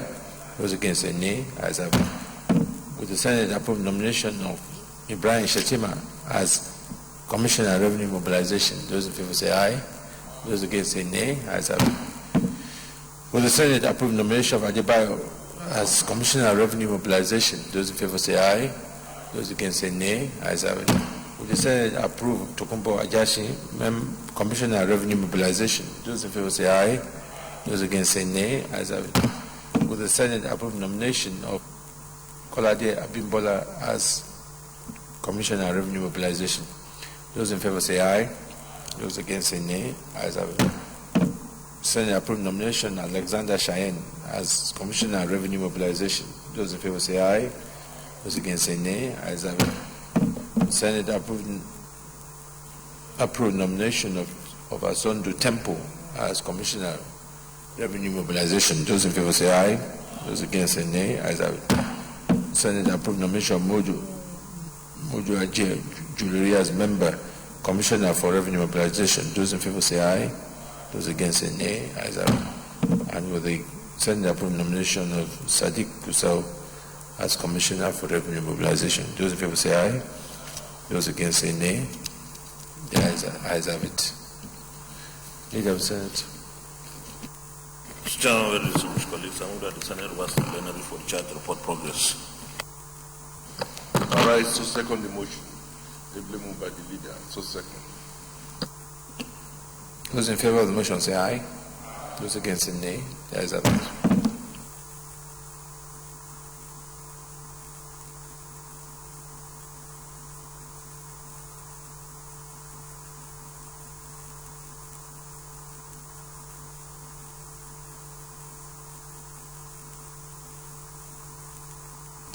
Distinguished colleagues, the Senate in the Committee of the Whole consider the report of the Committee on National Planning and Economic Affairs on the screening of Mr. President nominees for appointment as Chairman and Commissioners for Revenue Mobilization, Allocation and Fiscal Commission. I approve the nomination of Engineer Elias Mbam Ebonyi Chairman, Chris Akomas Abia Commissioner, Ayango Kon Akwa Ibom Commissioner, Philip Okafo Anambra Commissioner, Isa Mohamed Bauchi Commissioner, Sam Angba Benue Commissioner, Insa Willie Consular Commissioner, Andrew Agbagba Delta Commissioner, Patrick Mbebu Ebonyi Commissioner, Victor Eboigbe Edo Commissioner, Philip Ajayi Ekiti Commissioner, Mrs. Maria Aniobuyo Yanubu Commissioner, Honorable Tanko Abari FCT Commissioner, Mohamed Usman Gombe Commissioner, Alhaji Gomel Jigawa Commissioner, Alhaji Mashi Katsina Commissioner, Barrister Abdullah Kanu Commissioner, Hussein Abarishi Kebi Commissioner, Kokori Abdul Kogi Commissioner, Shuaibu Yaman Kwara Commissioner, Olusegun Adekunle Lagos Commissioner, Aliyu Abdulkadir Nasara Commissioner, Agudu Niger Commissioner, Adebayo Ogun Commissioner, Ajasi Ondo Commissioner, Kola Jabimbola Oyo Commissioner, Alexander Shain Plateau Commissioner, Asondu Temple Rivers Commissioner, Modu Aji Juluri Yobe Commissioner, and Abdul Sadiq Guzel Zamfara Commissioner as Chairman and Commissioners for the Revenue Mobilization, Allocation and Fiscal Commission. This is a true reflection of what transpired in Committee of the Whole.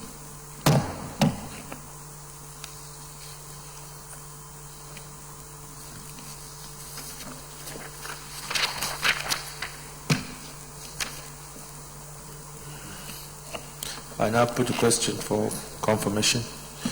Will the Senate confirm the nomination of Engineer Elias Mbam as Chairman for Revenue Mobilization? Those in favor say aye. Those against say nay. The ayes have it. The nomination of Elias Mbam is hereby confirmed as Chairman, Revenue Mobilization, Allocation and Fiscal Commission. Will the Senate confirm the nomination of Chris Akomas as Commissioner, Revenue Mobilization? Those in favor say aye. Those against say nay. The ayes have it.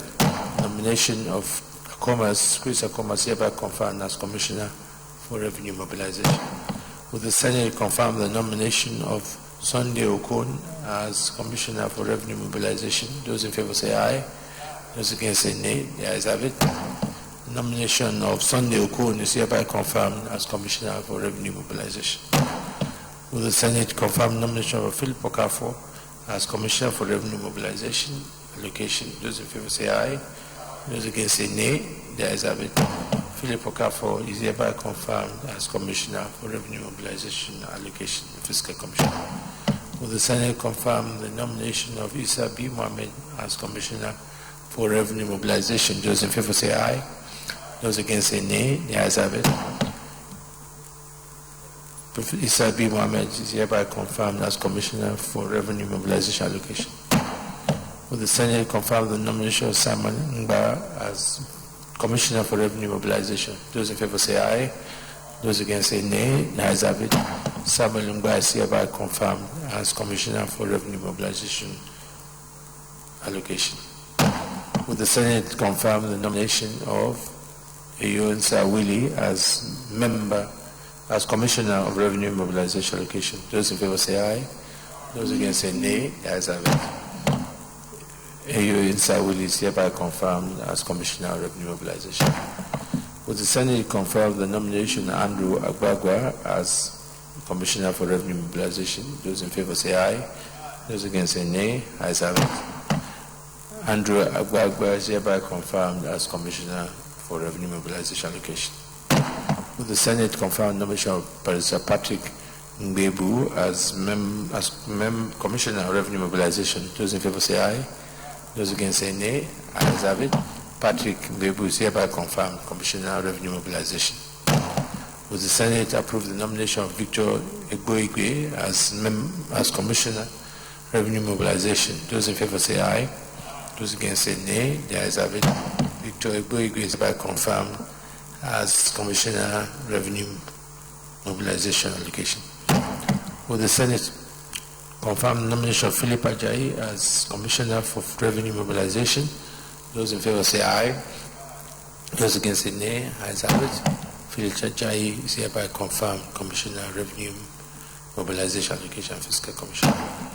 Will the Senate confirm the nomination of Mrs. Maria Niobu as Commissioner Revenue Mobilization? Those in favor say aye. Those against say nay. The ayes have it. Maria Niobu is hereby confirmed as Commissioner Revenue Mobilization Allocation. Will the Senate confirm the nomination of Honorable Tanko Abari as Commissioner Revenue Mobilization? Those in favor say aye. Those against say nay. Ayes have it. Honorable Musa Tanko Abari is hereby confirmed as Commissioner Revenue Mobilization. Will the Senate confirm the nomination of Mohammed Usman as Commissioner for Revenue Mobilization and Fiscal? Those in favor say aye. Those against say nay. The ayes have it. Mohammed Usman is hereby confirmed as Commissioner of Revenue Mobilization. Will the Senate confirm the nomination of Laji Gumel as Commissioner Fiscal, Commissioner Revenue Mobilization and Fiscal Commission? Those in favor say aye. Those against say nay. Ayes have it. Laji Gumel is hereby confirmed Commissioner Revenue Mobilization Allocation Fiscal Commission. Will the Senate confirm nomination of Alaji Kabiru Mashi as Commissioner Revenue Mobilization Allocation? Those in favor say aye. Those against say nay. The ayes have it. Alaji Kabiru Mashi is hereby confirmed Commissioner Revenue Mobilization Allocation Fiscal Commission. Will the Senate confirm nomination of Barrister Umar Abdullahi as Commissioner Revenue Mobilization Allocation and Fiscal Commission? Those in favor say aye. Those against say nay. The ayes have it. The nomination of Barrister Umar Abdullah is hereby confirmed as Commissioner Revenue Mobilization and Fiscal Mobilization Allocation and Fiscal Commission. Will the Senate confirm nomination of Rilwan Abashi as Commissioner for Revenue Mobilization Allocation? Those in favor say aye. Those against say nay. The ayes have it. Rilwan Abashi is hereby confirmed Commissioner for Revenue Mobilization Allocation and Fiscal Commission. Will the Senate confirm nomination of Suleiman Kokori Abdul as Commissioner Revenue Mobilization Allocation and Fiscal Commission? Those in favor say aye. Those against say nay. The ayes have it. Usman Kokori Abdul is hereby confirmed as Commissioner Revenue Mobilization Allocation and Fiscal Commission. Will the Senate confirm the nomination of Abdullahi Shuabu Yaman as Commissioner for Revenue Mobilization, Allocation and Fiscal Commission? Those in favor say aye. Those against say nay. The nomination of Abdullahi Shuabu Yaman is hereby confirmed as Commissioner for Revenue Mobilization, Allocation and Fiscal Commission. Will the Senate confirm the nomination of Dr. Wright Adekunle as Commissioner Revenue Mobilization, Allocation and Fiscal Commission? Those in favor say aye. Those against say nay. The ayes have it. Dr. Adekunle is hereby confirmed as Commissioner Revenue Mobilization, Allocation and Fiscal Commission. The Senate confirm the nomination of Aliu Abdikadri as Commissioner of Revenue Mobilization, Allocation and Fiscal Commission. Those in favor say aye. Those against say nay. Ayes have it. Aliu Abdikadri is hereby confirmed Commissioner Revenue Mobilization. Will the Senate confirm the nomination of Alaji Shatima as Commissioner for Revenue Mobilization Allocation? Those in favor say aye. Those against say nay. Ayes have it. Alaji Shatima is hereby confirmed as Commissioner for Revenue Mobilization Allocation and Fiscal Commission. Will the Senate confirm the nomination of Fari Adebayo as Commissioner for Revenue Mobilization Allocation? Those in favor say aye. Those against say nay. The ayes have it. The nomination of Fari Adebayo is hereby confirmed as Commissioner for Revenue Mobilization Allocation and Fiscal Commission.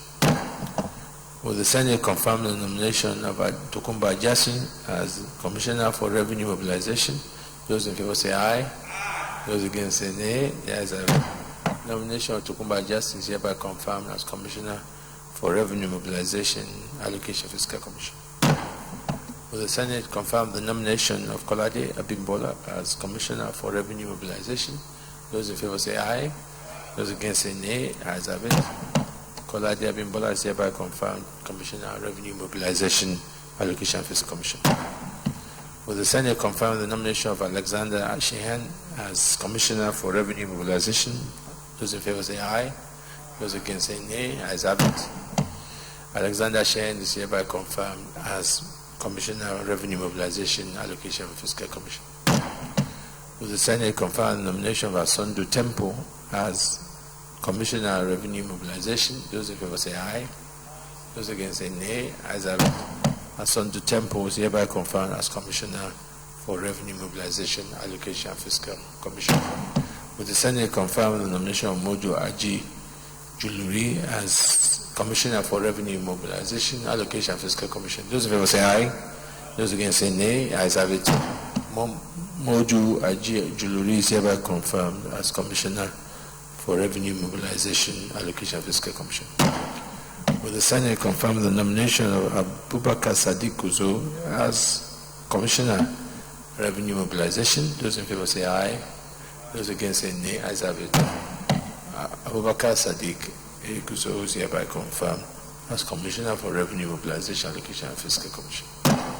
On behalf of the Senate, I want to congratulate the Chairman and the members, the new members of the Revenue Mobilization, Allocation and Fiscal Commission, and wish them a successful tenure.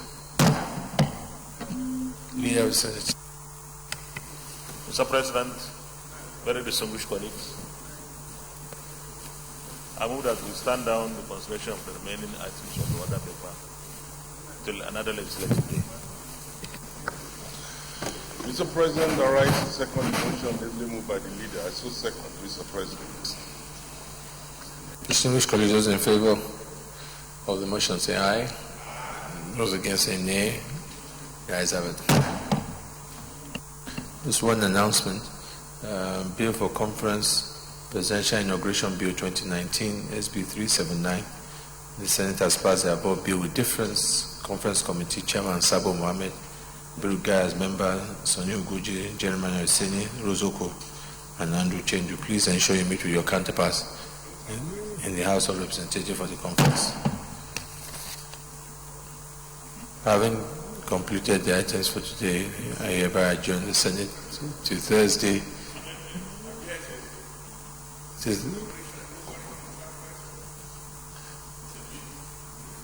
To Thursday, 9th May 2019, 10 a.m. prompt.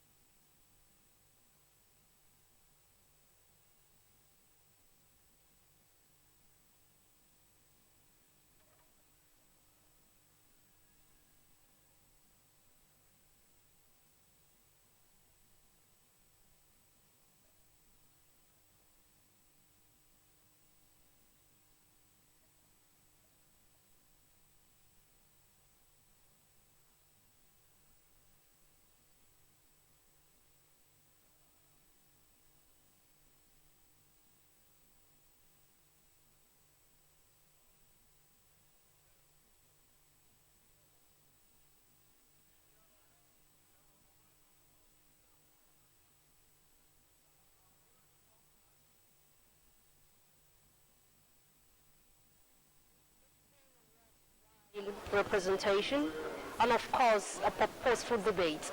We do hope to see you tomorrow. Thank you for being part of today's plenary. Do remember that there is beauty and power in unity. We must be united in heart and in mind. One world, one people.